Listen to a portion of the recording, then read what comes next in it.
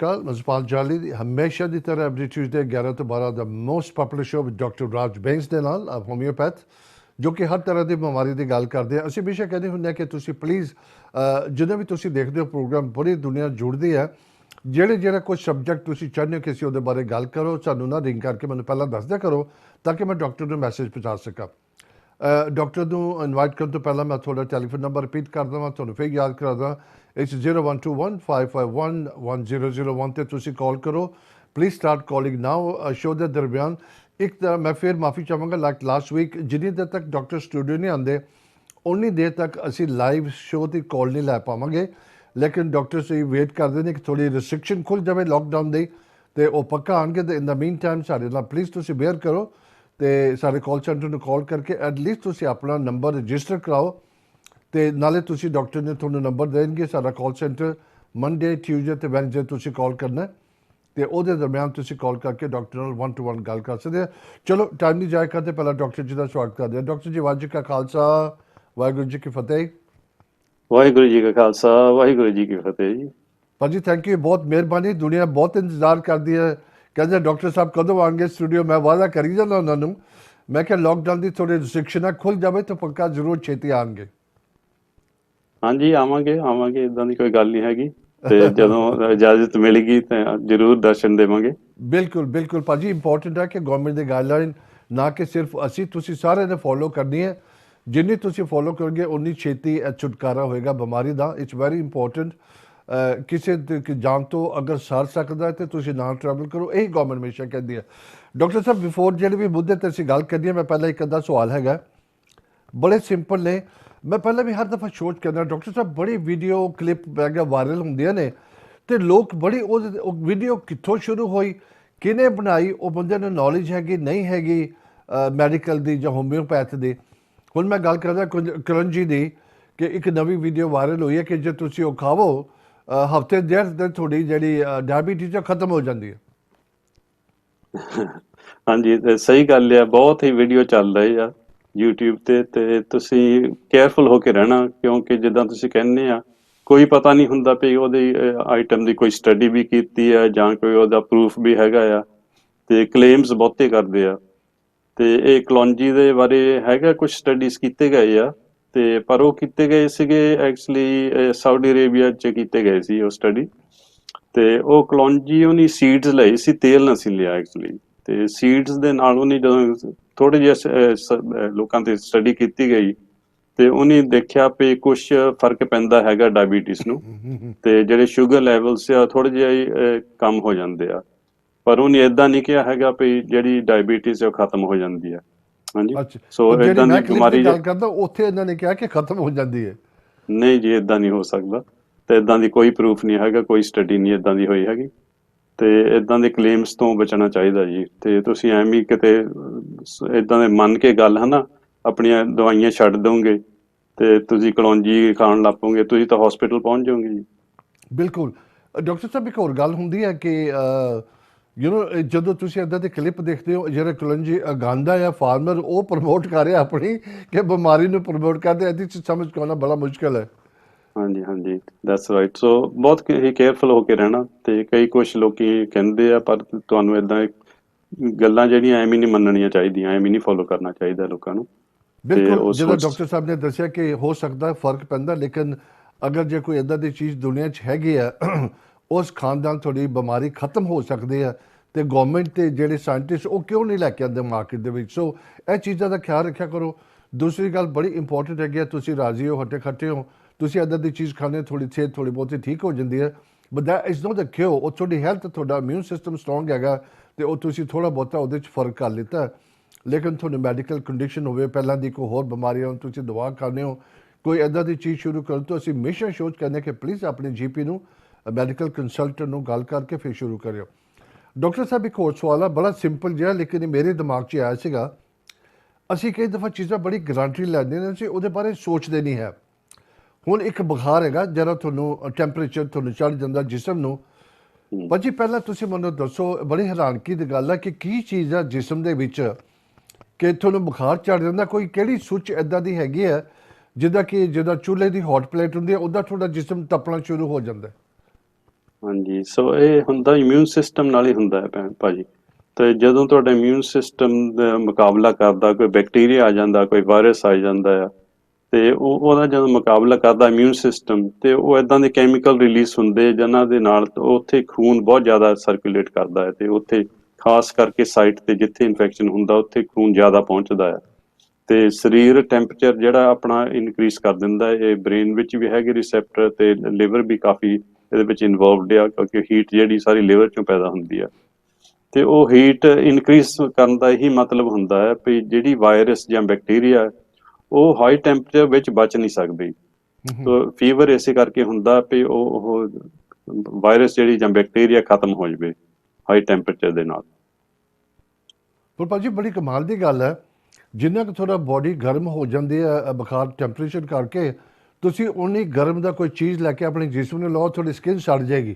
ਤੇ ਤੁਸੀਂ ਦੇਖੋ ਇਹ ਕਿੱਦਾਂ ਕੁਦਰਤ ਹੈਗੀ ਕਿ ਜਿਹੜਾ ਟੈਂਪਰੇਚਰ ਤੁਹਾਡੇ ਬੋਡੀ ਅੰਦਰੋਂ ਸੇਕ ਦੇ ਰਿਹਾ, ਤੇ ਉਹਦੇ ਨਾਲ ਤੁਹਾਨੂੰ ਕੋਈ ਬੋਡੀ ਨੂੰ ਨੁਕਸਾਨ ਨਹੀਂ ਪਹੁੰਚਦਾ। ਹਾਂ, ਟੈਂਪਰੇਚਰ ਦਾ ਮਿਨੀਮਮ ਤੇ ਮੈਕਸਿਮਮ ਕਾਲ ਹੁੰਦਾ ਕਿ ਕਦੇ ਕਹਿੰਦੇ ਹੁੰਦਾ ਕਿ ਦਿਮਾਗ ਨੂੰ ਨਾ ਚੜ ਜਾਵੇ ਬੁਖਾਰ, ਤੇ ਉਹਦੇ 'ਚ ਡੇਂਜਰ ਹੁੰਦਾ। ਉਹਦੇ ਬਾਰੇ ਥੋੜਾ ਦੱਸੋਗੇ? ਹਾਂਜੀ ਭਾਜੀ, ਸੋ ਇੱਥੇ ਹੀ ਪਤਾ ਲੱਗਦਾ ਵੀ ਰੱਬ ਹੈਗਾ ਹਨਾ। ਤੇ ਕਹਿੰਦੇ ਵੀ ਹੁੰਦੇ ਆ ਵੀ ਇਹ ਬੱਚੇਦਾਨੀ ਵਿੱਚ ਜਦੋਂ ਬੱਚਾ ਪੈਦਾ ਹੁੰਦਾ ਆ ਤੇ ਉੱਥੇ ਕਿੰਨੀ ਹੀਟ ਹੁੰਦੀ ਆ। ਹਾਂਜੀ, 37 ਡਿਗਰੀ ਸਾਡੀ ਬੋਡੀ ਹੀਟ ਆ, ਤੇ ਉਹ ਬੱਚਾ ਉੱਥੇ ਕਿੱਦਾਂ ਜੀਂਦਾ ਆ। ਹਾਂਜੀ, ਇਟਸ ਅਮੇਜ਼ਿੰਗ। ਇਹ ਤਾਂ ਇਹੀ ਰੱਬ ਦਾ ਦੇਣ ਆ ਤਾਂ ਬਸ। ਹਾਂਜੀ, ਤੇ ਆਪਾਂ ਸਾਇੰਟੀਫਿਕਲੀ ਤਾਂ ਐਕਸਪਲੇਨ ਕਰ ਹੀ ਨਹੀਂ ਸਕਦੇ ਇਹ। ਡਾਕਟਰ ਸਾਹਿਬ ਇੱਕ ਹੋਰ ਬੜੀ ਕਮਾਲ ਦੀ ਗੱਲ ਹੈ, ਆਮ ਕਿਹਾ ਜਾਂਦਾ ਹੈ, ਮੈਂ ਥੋੜੀ ਖੋਜ ਕਰ ਰਿਹਾ ਚੀਜ਼ ਦੇ ਉੱਪਰ ਕਿ ਕਿਸ ਤਰ੍ਹਾਂ ਵਰਕਆਊਟ ਹੁੰਦੀ ਹੈ ਜਿਹੜਾ ਟੈਂਪਰੇਚਰ ਜੋ ਬੁਖਾਰ ਹੈਗਾ। ਜਦੋਂ ਤੁਸੀਂ ਠੰਡੇ ਪਾਣੀ ਦੀ ਪੱਟੀਆਂ ਆਪਣੇ ਜਾਂ ਟਾਵਲ ਲੈ ਕੇ ਮੱਥੇ ਤੇ ਰੱਖਦੇ ਹੋ, ਤੇ ਉੱਤਰ ਦੇਖੋ ਮੱਥੇ ਦਾ ਕੀ ਕਨੈਕਸ਼ਨ ਹੈਗਾ ਫਿਰ ਬੁਖਾਰ ਦੇ ਨਾਲ? ਨਹੀਂ, ਉਹ ਤਾਂ ਇੱਕ ਬਸ ਇਹ ਤਰੀਕਾ ਵਰਤਿਆ ਗਿਆ ਹੈ ਵੀ ਸਿਰ ਨੂੰ ਜ਼ਿਆਦਾ ਸੇਕ ਚੜਿਆ ਆ, ਵੀ ਸਿਰ ਨੂੰ ਠੰਡਾ ਰੱਖਣਾ ਹਨਾ। ਤੇ ਉਹ ਫਿਰ ਪਾਣੀ ਉੱਤੇ ਰੱਖਦੇ ਆ ਤੇ ਪੱਟੀਆਂ ਪਾਣੀ ਗਿੱਲੀਆਂ ਕਰਕੇ, ਤੇ ਉਹ ਜਦੋਂ ਫਿਰ ਇਵੈਪੋਰੇਟ ਹੁੰਦਾ ਹੈ ਪਾਣੀ, ਤਾਂ ਉਹ ਹੀਟ ਥੋੜ੍ਹੀ ਜਿਹੀ ਨਿਕਲ ਜਾਂਦੀ ਹੈ, ਮੱਥਾ ਥੋੜ੍ਹਾ ਜਿਹਾ ਠੰਡਾ ਹੋ ਜਾਂਦਾ ਹੈ। ਤੇ ਪਰ ਗੱਲ ਤਾਂ ਇਹ ਹੈ ਵੀ ਐਕਚੁਅਲੀ ਇੰਡੀਆ ਵਿੱਚ ਆਪਣੇ ਹੁੰਦਾ ਸੀ ਜਦੋਂ ਬੁਖਾਰ ਚੜ੍ਹਨਾ ਤਾਂ ਉਹ ਐਕਸਟਰਾ ਰਜਾਈ ਹੋਰ ਦਿੰਦੇ ਸੀ ਉੱਤੇ ਮਰੀਜ਼ ਦੇ ਉੱਤੇ। ਹਾਂਜੀ, ਤੇ ਇਹਦਾ ਆਈਡੀਆ ਇਹੀ ਸੀਗਾ ਵੀ ਟੈਂਪਰੇਚਰ ਹੋਰ ਵਧੇ ਸਮਾਂ ਕੇ, ਤੇ ਉਹਦੇ ਨਾਲ ਫਿਰ ਜਿਹੜੇ ਬੈਕਟੀਰੀਆ ਵਾਇਰਸ ਆ ਉਹ ਮਰ ਜਾਣ। ਡਾਕਟਰ ਸਾਹਿਬ ਬੜੀ ਕਮਾਲ ਦੀ ਗੱਲ, ਸੌਰੀ ਮੇਰੇ ਦਿਮਾਗ 'ਚ ਆਇਆ ਸੀ, ਮੈਂ ਪੁੱਠੇ ਸਿੱਧੇ ਸਵਾਲ ਪੁੱਛਦਾ ਰਹਿੰਦਾ, ਲੇਕਿਨ ਇੱਕ ਰੀਅਲੀ ਬੜੀ ਕਮਾਲ ਦੀ ਗੱਲ ਹੈ ਕਿ ਟੈਂਪਰੇਚਰ 'ਚ ਕੀ ਅੰਦਰ ਸੁੱਚ ਲੱਗੀ ਹੈ ਕਿ ਇੰਨਾ ਗਰਮ ਤੁਹਾਡਾ ਜਿਸਮ ਹੋ ਜਾਂਦਾ, ਬੰਦਾ ਹੱਥ ਨਹੀਂ ਲਾ ਸਕਦਾ ਕਿ ਇੰਨਾ ਹੌਟ ਹੋ ਜਾਂਦਾ ਹੈ। ਤੇ ਤੁਸੀਂ ਦੇਖੋ ਉਨੀ ਗਰਮਾਸ਼ ਦੀ ਚੀਜ਼ ਤੁਸੀਂ ਆਪਣੇ ਬੋਡੀ ਨੂੰ ਲਗਾਉਂਦੇ, ਸਿੰਘ ਛੱਡ ਜਾਂਦੀ ਹੈ, ਤੁਸੀਂ ਉਹਨੂੰ ਟੱਚ ਨਹੀਂ ਕਰ ਸਕਦੇ। ਬਹੁਤ ਕੁਦਰਤ ਦਾ ਤੁਸੀਂ ਕਮਾਲ ਦੇਖੋ। ਔਰ ਵੱਡੀ ਹਾਂਜੀ ਗੱਲ ਫਿਰ ਜਦੋਂ ਤੁਸੀਂ ਮੱਥੇ ਦੇ ਉੱਪਰ ਠੰਡਾ ਕੱਪੜਾ ਰੱਖਦੇ ਹੋ, ਦੈਟਸ ਇਜ਼ ਦਾ ਕੁਇਕੈਸਟ ਵੇ ਕਿ ਟੈਂਪਰੇਚਰ ਨੂੰ ਥੱਲੇ ਆਉਂਦਾ। ਬਹੁਤ ਕਮਾਲ ਦੀ ਗੱਲ ਹੈਗੀ ਡਾਕਟਰ ਸਾਹਿਬ, ਥੈਂਕ ਯੂ ਬਹੁਤ ਸੋ ਮਚ। ਬਹੁਤ ਜੀ। ਡਾਕਟਰ ਸਾਹਿਬ ਅੱਜ ਕੀ ਮੁੱਦਾ ਹੈਗਾ, ਕਿਹੜੇ ਮੁੱਦੇ ਤੇ ਗੱਲ ਕਰ ਰਹੇ ਹੋ? ਹਾਂਜੀ, ਅੱਜ ਹੈਗਾ ਆ ਮੁੱਦਾ ਇਮਿਊਨ ਸਿਸਟਮ ਦਾ, ਕਿਉਂਕਿ ਪਿਛਲੀ ਵਾਰੀ ਉਹ ਥੋੜ੍ਹਾ ਜਿਹਾ ਅਧੂਰਾ ਰਹਿ ਗਿਆ ਸੀ। ਤੇ ਇਮਿਊਨ ਸਿਸਟਮ ਦਾ ਆਪਾਂ ਐਕਸਪਲੇਨ ਕਰਾਂਗੇ ਹੋਰ ਥੋੜ੍ਹਾ ਜਿਹਾ, ਤੇ ਰੂਮੇਟੋਇਡ ਆਰਥਰਾਈਟਿਸ ਤੇ ਟੱਚ ਕਰਾਂਗੇ, ਕਿਉਂਕਿ ਰੂਮੇਟੋਇਡ ਆਰਥਰਾਈਟਿਸ ਜਿਹੜੀ ਆ ਉਹ ਵੀ ਇਮਿਊਨ ਸਿਸਟਮ ਜਦੋਂ ਨਹੀਂ ਸਹੀ ਚੱਲਦਾ ਹੈਗਾ ਇਹ ਬਿਮਾਰੀ ਪੈਦਾ ਹੁੰਦੀ ਆ। ਤੇ ਪਹਿਲਾਂ ਮੇਰੀ ਇੱਕ ਬੇਨਤੀ ਹੈਗੀ ਆ ਵੀ ਜਦੋਂ ਦਰਸ਼ਕ ਫੋਨ ਕਰਦੇ ਆ ਤੇ ਕਲੀਨਿਕ ਵਿੱਚ, ਤੇ ਉਹ ਪਲੀਜ਼ ਜਿੰਨੀ ਅਪੁਆਇੰਟਮੈਂਟ ਬਣਾਉਣੀ ਹੋਵੇ ਜਾਂ ਕਿ ਸਲਾਹ ਲੈਣੀ ਹੋਵੇ ਉਹ 10 ਤੋਂ 11 ਸਵੇਰ ਨੂੰ ਪਲੀਜ਼ ਫੋਨ ਕਰਨ। ਉਹ ਅਲੱਗ ਨੰਬਰ ਆ। ਜਿਨ੍ਹਾਂ ਨੇ ਦੁਬਾਰਾ ਦਵਾਈ ਲੈਣੀ ਹੈਗੀ, ਇੱਕ ਵਾਰੀ ਪਹਿਲਾਂ ਲੈ ਚੁੱਕੇ ਆ, ਤੇ ਉਹ ਸ਼ਾਮ ਨੂੰ 4 ਤੋਂ 6 ਤਾਈਂ ਪਲੀਜ਼ ਕਰਨ। ਤੇ ਦਿਨ ਹੈਗੇ ਮੰਡੇ, ਵੈਨਸਡੇ ਤੇ ਫਰਾਈਡੇ। ਠੀਕ ਹੈ ਡਾਕਟਰ ਸਾਹਿਬ, ਮੈਨੂੰ ਉਹਦੀ ਦਵਾਈ ਦਾ ਯਾਦ ਨਹੀਂ ਰਿਹਾ, ਲੇਕਿਨ ਜਿਹੜੀ ਗੱਲ ਕਰਨੀ ਹੈ ਡਾਕਟਰ ਦਾ, ਮੰਡੇ, ਵੈਨਸਡੇ ਤੇ ਫਰਾਈਡੇ 10 ਤੋਂ 11 ਵਜੇ। ਤੇ ਪ੍ਰਿਸਕ੍ਰਿਪਸ਼ਨ ਲਈ ਦੂਜਾ ਨੰਬਰ ਹੈਗਾ, ਟਾਈਮਿੰਗ ਡਿਫਰੈਂਟ ਹੈਗੇ, ਦਿਨ ਡਿਫਰੈਂਟ ਹੈਗੇ ਨੇ, ਇਹ ਚੀਜ਼ ਦਾ ਯਾਦ ਹਾਂਜੀ ਰੱਖਿਓ। ਮਿਕਸ ਨਾ ਕਰਿਓ ਕਿ ਜਿਹੜੇ ਕਾਲ ਕਰਦੇ ਨੇ ਕੰਸਲਟੇਸ਼ਨ ਲਈ ਉਹ ਬਿਜ਼ੀ ਲਾਈਨਾਂ ਹੁੰਦੀਆਂ ਨੇ, ਤੇ 3 ਦਿਨ ਦਿੱਤੇ ਨੇ ਤੁਹਾਨੂੰ ਮੰਡੇ ਵੈਨਸਡੇ, ਤੇ ਉਸੇ ਦਿਮਾਗ ਤੁਸੀਂ ਫੋਨ ਕਰਨਾ। ਜਦੋਂ ਤੁਸੀਂ ਸਾਡੇ ਕਾਲ ਸੈਂਟਰ ਨੂੰ ਫੋਨ ਹੋਣ ਕਰੋਗੇ, ਤੁਹਾਨੂੰ ਨੰਬਰ ਦੇਣਗੇ, ਉਹਨਾਂ ਨੂੰ ਦੱਸ ਦਿਓ ਕਿ ਤੁਸੀਂ ਦਵਾ ਆਰਡਰ ਕਰਨੀ ਹੈ ਕਿ ਡਾਕਟਰ ਨਾਲ ਗੱਲ ਕਰਨੀ, ਤੇ ਉਸ ਹਿਸਾਬ ਨਾਲ ਤੁਹਾਨੂੰ ਦੇ ਦੇਣਗੇ। ਮੈਂ ਫਿਰ ਮਾਫੀ ਚਾਹਾਂਗਾ, ਅਸੀਂ ਸ਼ੋਅ ਦੇ ਵਿੱਚ ਤੁਹਾਡੇ ਕਾਲ ਨਹੀਂ ਲੈ ਪਾਵਾਂਗੇ। ਡਾਕਟਰ ਸਾਹਿਬ ਪਹਿਲਾਂ ਬਿਫੋਰ ਅਸੀਂ ਵੀਡੀਓ ਵਗੈਰਾ ਦਿਖਾਈਏ ਇਮਿਊਨ ਸਿਸਟਮ ਦੀ, ਮੈਂ ਥੋੜ੍ਹੇ ਬਹੁਤੇ ਸਵਾਲ ਪੁੱਛ ਲਵਾਂ। ਹੂੰ ਇਹ ਇਮਿਊਨ ਸਿਸਟਮ ਜਿਹੜਾ ਹੈਗਾ, ਆਈ ਨੋ ਕਿ ਜਦੋਂ ਇਨਸਾਨ ਜ਼ਰਾ ਵੱਡੀ ਉਮਰ ਦਾ ਹੁੰਦਾ ਉਹਦੀ ਖੁਰਾਕ ਘੱਟ ਜਾਂਦੀ ਹੈ, ਬਿਮਾਰੀਆਂ ਲੱਗ ਜਾਂਦੀਆਂ, ਲੇਕਿਨ ਬੱਚਿਆਂ ਵਿੱਚ ਵੀ ਜਦੋਂ ਛੋਟੇ ਹੁੰਦੇ ਨੇ, ਤੁਸੀਂ ਕਿਤੇ ਵੀ ਸਾਲ ਦੇ ਲੈ ਲਓ, 4-5 ਸਾਲ ਦੇ, ਉਹਨਾਂ ਦਾ ਵੀ ਇਮਿਊਨ ਸਿਸਟਮ ਵੀਕ ਹੁੰਦਾ, ਤੇ ਉਹਦਾ ਕੀ ਕਾਰਨ ਹੁੰਦਾ? ਹਾਂਜੀ, ਸੋ ਉਹਦੇ ਕਾਰਨ ਹੁੰਦਾ ਹੈ ਪਹਿਲਾਂ ਤਾਂ ਦੇਖੋ ਜੀ, ਜਦੋਂ ਬੱਚਾ ਪੈਦਾ ਹੁੰਦਾ ਬੱਚੇਦਾਨੀ ਵਿੱਚ, ਹਾਂਜੀ, ਜਿਹੜੀ ਉਹਦੀ ਮਾਂ ਦੀ ਸਟੇਟ ਹੋਵੇ, ਮੈਂਟਲ ਸਟੇਟ ਹੋਵੇ, ਇਮੋਸ਼ਨਲ ਸਟੇਟ ਹੋਵੇ ਜਾਂ ਫਿਜ਼ੀਕਲ ਉਹਦੀ ਹੈਲਥ ਹੋਵੇ, ਉਹ ਬੱਚੇ ਤੇ ਅਸਰ ਜ਼ਰੂਰ ਹੁੰਦਾ ਆ। ਹੂੰ ਹੂੰ ਹੂੰ ਹਾਂਜੀ, ਹੂੰ ਸੋ ਨੰਬਰ 1 ਬਹੁਤ ਸਟਰੋਂਗ ਚੀਜ਼ ਆ ਇਹ, ਅਸੀਂ ਪ੍ਰੈਕਟਿਸ ਵਿੱਚ ਵਾਰ-ਵਾਰ ਦੇਖਿਆ ਵੀ ਜਦੋਂ ਮਦਰ ਬਹੁਤ ਸਟ੍ਰੈਸ ਵਿੱਚ ਹੁੰਦੀ ਆ ਪ੍ਰੈਗਨੈਂਸੀ ਵਿੱਚ, ਹੈ ਨਾ, ਕੋਈ ਇਮੋਸ਼ਨਲ ਪ੍ਰੋਬਲਮ ਹੁੰਦਾ ਆ, ਤਾਂ ਜ਼ਰੂਰ ਬੱਚੇ ਨੂੰ ਕੋਈ ਨਾ ਕੋਈ ਅਸਰ ਹੁੰਦਾ ਕਿ ਬੱਚੇ ਨੂੰ ਜਮਾਦਰੂ ਤੋਂ ਔਰ ਆਫਟਰ ਫਿਊ ਕਪਲ ਆਫ ਮੰਥਸ ਉਹਨੂੰ ਕੋਈ ਨਾ ਕੋਈ ਬਿਮਾਰੀ ਸ਼ੁਰੂ ਹੋ ਜਾਂਦੀ ਬੱਚੇ ਨੂੰ। ਹਾਂਜੀ, ਸੋ ਜਦੋਂ ਆਪਾਂ ਬੱਚੇ ਨੂੰ ਟ੍ਰੀਟਮੈਂਟ ਕਰੀਦੀ ਆ, ਇਹ ਜ਼ਰੂਰੀ ਅਸੀਂ ਪੁੱਛੀਦਾ ਆ ਵੀ ਤੁਹਾਨੂੰ ਕੋਈ ਪ੍ਰੋਬਲਮ ਸੀਗਾ ਪ੍ਰੈਗਨੈਂਸੀ ਵਿੱਚ, ਕੋਈ ਇਮੋਸ਼ਨਲ ਪ੍ਰੋਬਲਮ ਸੀਗਾ, ਤੁਸੀਂ ਖੁਸ਼ ਸੀਗੇ ਜਾਂ ਕਿ ਤੁਸੀਂ ਬਹੁਤ ਉਦਾਸ ਸੀਗੇ ਜਾਂ ਅਪਸੈਟ ਸੀਗੇ ਕਿਸੇ ਗੱਲ ਤੋਂ, ਇਹ ਬਹੁਤ ਹੀ ਇੰਪੋਰਟੈਂਟ ਆ। ਸੋ ਇਹ ਇਮਿਊਨ ਸਿਸਟਮ ਨੂੰ ਬੱਚੇ ਦੇ ਨੂੰ ਇਫੈਕਟ ਕਰਦਾ। ਤੇ ਬਾਕੀ ਗੱਲ ਹੈਗੀ ਆ ਵੀ ਬੱਚੇ ਦੇ ਪਹਿਲਾਂ ਹੀ ਵੈਕਸੀਨੇਸ਼ਨ ਸ਼ੁਰੂ ਕਰ ਦਿੰਦੇ ਆ। ਹਾਂਜੀ, ਸੋ ਹਾਂਜੀ ਹਲੇ ਉਹ ਥੋੜ੍ਹਿਆਂ ਹਫ਼ਤਿਆਂ ਦੀ ਉਮਰ ਹੁੰਦੀ ਆ ਤੇ ਬੱਚੇ ਦੇ ਟੀਕੇ ਲਾਉਣੇ ਸ਼ੁਰੂ ਕਰ ਦਿੰਦੇ ਆ। ਤੇ ਤੁਹਾਨੂੰ ਪਤਾ ਵੀ ਬੱਚੇ ਦਾ ਇਮਿਊਨ ਸਿਸਟਮ ਜਿਹੜਾ ਇਸ ਵੇਲੇ ਡਿਵੈਲਪ ਨਹੀਂ ਪੂਰਾ ਹੋਇਆ ਹੁੰਦਾ, ਤੇ ਉਹ ਟੀਕੇ ਲਾਉਣ ਦੇ ਨਾਲ ਉੱਥੇ ਖਰਾਬੀ ਕਈ ਵਾਰੀ ਆ ਜਾਂਦੀ ਹੈ। ਤੇ ਇਹ ਜਿਹੜੀ ਵੈਕਸੀਨੇਸ਼ਨ ਲਾਉਂਦੇ ਇਹਨਾਂ ਦੇ ਵਿੱਚ ਐਲੂਮੀਨੀਅਮ ਪਾਇਆ ਹੁੰਦਾ ਹੈ। ਹਾਂਜੀ, ਹੋਰ ਵੀ ਕਈ ਚੀਜ਼ਾਂ ਕੈਮੀਕਲਸ ਹੁੰਦੇ ਆ ਤੇ ਉਹ ਬਾਡੀ ਝੱਲਦੀ ਨਹੀਂ ਕਈ ਵਾਰੀ, ਤੇ ਉੱਥੋਂ ਫਿਰ ਉਹ ਇਮਿਊਨ ਸਿਸਟਮ ਜਿਹੜਾ ਕਮਜ਼ੋਰ ਹੋ ਜਾਂਦਾ। ਹੂੰ ਹੂੰ ਹੂੰ ਤੇ ਡਾਕਟਰ ਬਾਕੀ ਹੈਗੇ ਬੱਚੇ ਫਿਰ ਕਈ ਵਾਰੀ 4-5 ਸਾਲ ਦੇ ਵੀ ਦੇਖੀਦੇ ਆ ਤੇ ਉਹਨਾਂ ਦੀ ਡਾਇਟ ਬਹੁਤ ਖਰਾਬ ਹੁੰਦੀ ਆ। ਹਾਂਜੀ, ਉਹ ਬੱਚੇ ਕਈ ਵਾਰੀ ਜੰਕ ਫੂਡ ਹੀ ਖਾਣਾ ਚਾਹੁੰਦੇ ਆ, ਫਿਜ਼ੀ ਡਰਿੰਕਸ ਪੀਣਾ ਚਾਹੁੰਦੇ ਆ ਤੇ ਉਹਨਾਂ ਦੀ ਪ੍ਰੋਪਰ ਫੂਡ ਨਹੀਂ ਹੁੰਦਾ, ਨਾ ਉਹ ਪ੍ਰੋਪਰਲੀ ਸਬਜ਼ੀ ਖਾਂਦੇ ਆ, ਨਾ ਕੋਈ ਦਾਲ ਖਾਂਦੇ ਆ। ਹਰ ਵੇਲੇ ਉਹਨਾਂ ਨੂੰ ਜੰਕ ਫੂਡ ਚਾਹੀਦਾ ਹੁੰਦਾ ਹੈ ਤੇ ਉਹਦੇ ਨਾਲ ਵੀ ਇਮਿਊਨ ਸਿਸਟਮ ਜਿਹੜਾ ਉਹ ਖਰਾਬ ਹੋ ਜਾਂਦਾ ਹੈ। ਹੂੰ ਹੂੰ ਹੂੰ ਡਾਕਟਰ ਸਾਹਿਬ, ਉਹ ਜਿਹੜੀ ਹੁਣ ਖਾਸ ਬਿਮਾਰੀ ਹੁੰਦੀ, ਕਈ ਦਫਾ ਤਾਂ ਤੁਸੀਂ ਕਹਿੰਦੇ ਇਨਹੈਰਿਟ ਹੁੰਦੀ ਹੈ ਆਪਣੇ ਪੇਰੈਂਟਸ ਕੋਲੋਂ, ਲੇਕਿਨ ਇੱਕ ਬੱਚਾ 'ਚ ਜਿਹੜੀ ਸਕਿਨ ਦੀ ਪ੍ਰੋਬਲਮ ਹੁੰਦੀ ਹੈ, ਮੇਰਾ ਮਤਲਬ ਐਗਜ਼ੀਮਾ ਵਗੈਰਾ, ਉਹ ਮਾਂ ਨੂੰ ਹੋਵੇ ਨਾ ਹੋਵੇ, ਬੱਚੇ ਨੂੰ, ਕਈ ਬੱਚਿਆਂ ਨੂੰ ਕਾਫੀ ਕਾਫੀ ਉਹਦੀ ਸ਼ਿਕਾਇਤ ਹੁੰਦੀ, ਉਹਦਾ ਕੀ? ਅਸੀਂ ਇਹਦੇ ਉੱਪਰ ਇੱਕ ਟੌਪਿਕ ਬਾਅਦ 'ਚ ਕਰਾਂਗੇ, ਪਰ ਥੋੜ੍ਹਾ ਬਹੁਤ ਆਨਸਰ ਦੇ ਸਕਦੇ ਹੋ ਤੁਸੀਂ? ਹਾਂਜੀ, ਬਿਲਕੁਲ, ਇਹ ਬਹੁਤ ਹੀ ਇੰਪੋਰਟੈਂਟ ਸਬਜੈਕਟ ਹੈ ਭਾਜੀ, ਹਾਂਜੀ ਕਿਉਂਕਿ ਬਿਲਕੁਲ। ਬਹੁਤ ਕੇਸ ਦੇਖੀਦੇ ਇੱਦਾਂ ਦੇ ਬੱਚਿਆਂ ਦੇ ਜਿਨ੍ਹਾਂ ਨੂੰ ਐਕਸਮਾ ਹੁੰਦਾ ਹੈ। ਤੇ ਇਹਦਾ ਖਾਸ ਵਜ੍ਹਾ ਇਹੀ ਲੱਭਦੀ ਆ ਵੀ ਇਹ ਮਾਂ ਨੂੰ ਕੋਈ ਨਾ ਕੋਈ ਜ਼ਰੂਰ ਪ੍ਰੋਬਲਮ ਸੀਗਾ ਪ੍ਰੈਗਨੈਂਸੀ ਦੇ ਵਿੱਚ, ਤੇ ਉਹ ਇਮੋਸ਼ਨਲ ਸਟੇਟ ਜਿਹੜਾ ਸੀਗਾ ਉਹ ਬੱਚੇ ਤੇ ਟ੍ਰਾਂਸਫਰ ਹੋ ਗਿਆ। ਓਕੇ ਤੇ ਓਕੇ। ਬੱਚੇ ਦਾ ਜਦੋਂ ਜਨਮ ਹੋਇਆ ਉਹਦਾ ਪਹਿਲਾਂ ਡਰਾਈ ਸਕਿਨ ਸ਼ੁਰੂ ਹੋ ਗਿਆ, ਡਰਾਈ ਸਕਿਨ ਤੋਂ ਬਾਅਦ ਫਿਰ ਖਾਜ ਹੋਣ ਲੱਗ ਪਈ, ਫਿਰ ਉਹ ਪੂਰਾ ਹੌਲੀ ਹੌਲੀ ਐਕਸਮਾ ਬਣ ਗਿਆ। ਹੂੰ ਹੂੰ ਤੇ ਹੂੰ ਸੈਕੰਡ ਕਾਜ਼ ਜਿਹੜਾ ਅਸੀਂ ਦੇਖਿਆ ਉਹ ਹੈਗਾ ਵੈਕਸੀਨੇਸ਼ਨ ਦਾ। ਹਾਂਜੀ, ਕਿਉਂਕਿ ਵੈਕਸੀਨੇਸ਼ਨ ਛੋਟੇ ਜਿਹੇ ਬੱਚੇ ਦੇ ਟੀਕਾ ਲਾ ਦੇਣਾ ਤੇ ਉਹ ਬੱਚੇ ਦੀ ਜਿਹੜੀ ਸਿਸਟਮ ਆ ਉਹ ਚੱਲਦਾ ਨਹੀਂਗਾ, ਉਹ ਕੋਈ ਨਾ ਕੋਈ ਰਿਐਕਸ਼ਨ ਹੋਣਾ ਹੁੰਦਾ ਹੈ ਤੇ ਬਹੁਤ ਹੀ ਵਾਰੀ ਇਹ ਐਕਸਮਾ ਇਹਦਾ ਰਿਐਕਸ਼ਨ ਬਣਦਾ ਜੀ। ਹੂੰ ਹੂੰ ਹੂੰ ਤੇ ਖਾਸ ਹੋਮਿਓਪੈਥਿਕ ਦਵਾਈਆਂ ਇੱਥੇ ਕੰਮ ਕਰਦੀਆਂ, ਤੇ ਐਲੋਪੈਥੀ ਜਿਹੜੀ ਆ ਉਹਦੇ ਬਿਲਕੁਲ ਉਹਨਾਂ ਕੋਲ ਕੋਈ ਇਲਾਜ ਨਹੀਂ ਹੈਗਾ ਇਸ ਦਾ, ਤੇ ਸਿਰਫ ਉਹਨੀ ਤਾਂ ਮੋਇਸਚਰਾਈਜ਼ਰ ਦੇਣੇ ਹੁੰਦੇ ਆ ਜਾਂ ਸਟੈਰੋਇਡ ਦੇ ਕਰੀਮ ਦੇਣੇ ਹੁੰਦੇ ਆ। ਤੇ ਜਿਹੜੇ ਮੋਇਸਚਰਾਈਜ਼ਰ ਉਹ ਬਹੁਤ ਟੈਂਪਰੇਰੀ ਕੰਮ ਕਰਦੇ, ਵਾਰ-ਵਾਰ ਲਾਉਣਾ ਪੈਂਦਾ ਮੋਇਸਚਰਾਈਜ਼ਰ, ਉਹ ਫਿਰ ਡਰਾਈ ਸਕਿਨ ਹੋ ਜਾਂਦਾ। ਤੇ ਜਿਹੜੇ ਸਟੈਰੋਇਡ ਕਰੀਮ ਆ ਉਹ ਕੁਛ ਟਾਈਮ ਲਈ ਬਿਮਾਰੀ ਨੂੰ ਦਬਾ ਦਿੰਦੇ ਆ, ਜਿੰਨਾ ਚਿਰ ਲੱਗਾ ਰਹੇ ਸਟੈਰੋਇਡ ਸਕਿਨ ਤੇ ਖਾਜ ਕੁਛ ਘੱਟ ਹੁੰਦੀ ਆ। ਹੂੰ ਤੇ ਪਰ ਜਦੋਂ ਤੁਸੀਂ ਉਹ ਬੰਦ ਕਰ ਦੇਣਾ ਸਟੈਰੋਇਡ, ਮੁੜ ਕੇ ਫਿਰ ਐਕਸਮਾ ਸਾਰਾ ਨਿਕਲ ਆਉਂਦਾ। ਸੋ ਇਹ ਕੋਈ ਆਨਸਰ ਨਹੀਂ ਹੈਗਾ। ਤੇ ਹੋਮਿਓਪੈਥੀ ਜਿਹੜੀ ਆ ਉਹ ਬਹੁਤ ਡੂੰਘੀ ਜਾਂਦੀ ਹੈ, ਜੜ੍ਹਾਂ ਚੋਂ ਬਿਮਾਰੀ ਨੂੰ ਕੱਢਦੀ ਆ, ਪਰ ਉਹਦਾ ਕੁਛ ਟਾਈਮ ਲੱਗ ਜਾਂਦਾ। ਏਦਾਂ ਨਹੀਂ ਹੈਗਾ ਵੀ ਇੱਕ ਵਾਰੀ ਦੇਤੀ ਦਵਾਈ ਤਾਂ ਬਸ 1-2 ਹਫ਼ਤਿਆਂ ਠੀਕ ਹੋ ਗਿਆ, ਟਾਈਮ ਲੱਗਦਾ ਹੈਗਾ। ਵੈਰੀ ਨਾਈਸ ਡਾਕਟਰ ਸਾਹਿਬ, ਇਹਦੇ ਉੱਪਰ ਕੋਈ ਸ਼ੋਅ ਕਰਾਂਗੇ, ਕਿਉਂਕਿ ਜਿੱਦਾਂ ਤੁਸੀਂ ਕਿਹਾ ਅੱਛਾ ਸਬਜੈਕਟ ਹੈਗਾ, ਕਾਫੀ ਟਾਕ ਹੋ ਸਕਦੀ ਹੈ ਇਹਨੂੰ, ਕਦੇ 1-2 ਵੀਕਾਂ ਤੱਕ ਜਦੋਂ ਵੀ ਮੌਕਾ ਲੱਗਿਆ ਇਹਦੇ 'ਤੇ ਅਸੀਂ ਟੌਪਿਕ 'ਤੇ ਗੱਲ ਕਰਾਂਗੇ। ਬਾਕੀ ਮੈਂ ਹਮੇਸ਼ਾ ਕਹਿੰਦਾ ਹੁੰਦਾ ਕਿ ਪਲੀਜ਼ ਤੁਹਾਨੂੰ ਕਿਸੇ ਵੀ ਤਰ੍ਹਾਂ ਦਾ ਤੁਸੀਂ ਬਿਮਾਰੀ ਹੈ ਕੋਈ, ਤੁਸੀਂ ਡਾਕਟਰ ਸਾਹਿਬ ਨੂੰ ਚਾਹੁੰਦੇ ਕਿ ਤੁਹਾਨੂੰ ਡਾਇਗਰਾਮ ਦੇ ਨਾਲ ਪ੍ਰੋਗਰਾਮ ਸ਼ੋਅ ਕਰਕੇ ਉਹਦੇ 'ਤੇ ਟਾਕ ਕੀਤਾ ਜਾਏ, ਤੇ we are more than happy to do that for you.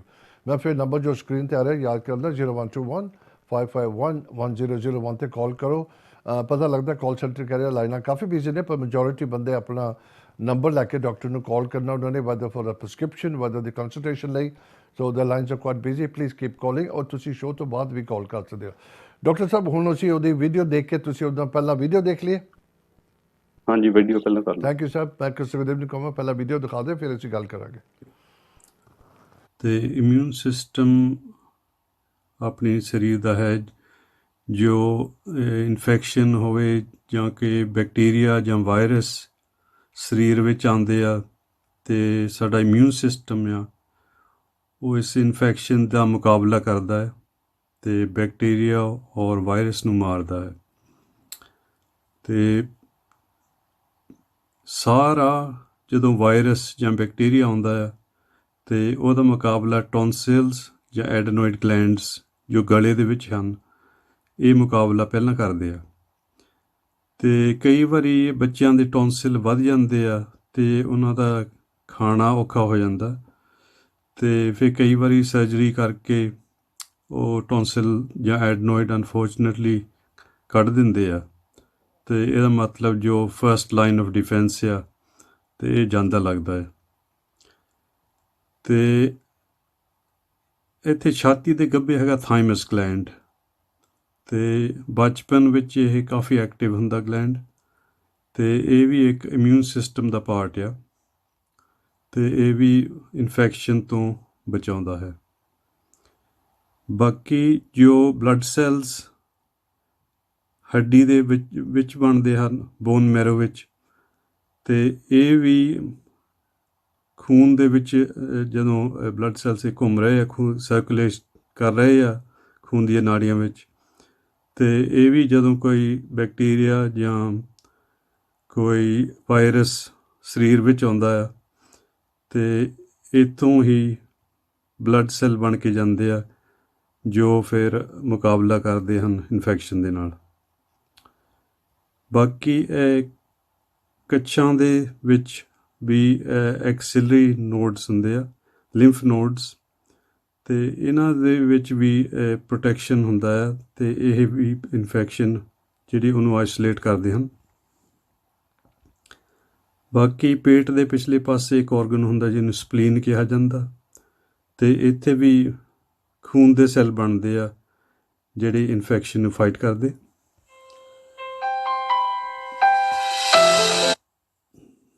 ਬਾਕੀ ਆਂਦਰਾਂ ਦੇ ਵਿੱਚ ਵੀ ਕੁਛ ਏਰੀਆ ਹੈ ਜਿਸ ਨੂੰ ਪੇਅਰਸ ਪੈਚ ਕਹਿੰਦੇ ਆ, ਤੇ ਇਹ ਵੀ ਇੱਕ ਇਮਿਊਨ ਸਿਸਟਮ ਦਾ ਪਾਰਟ ਹੈ।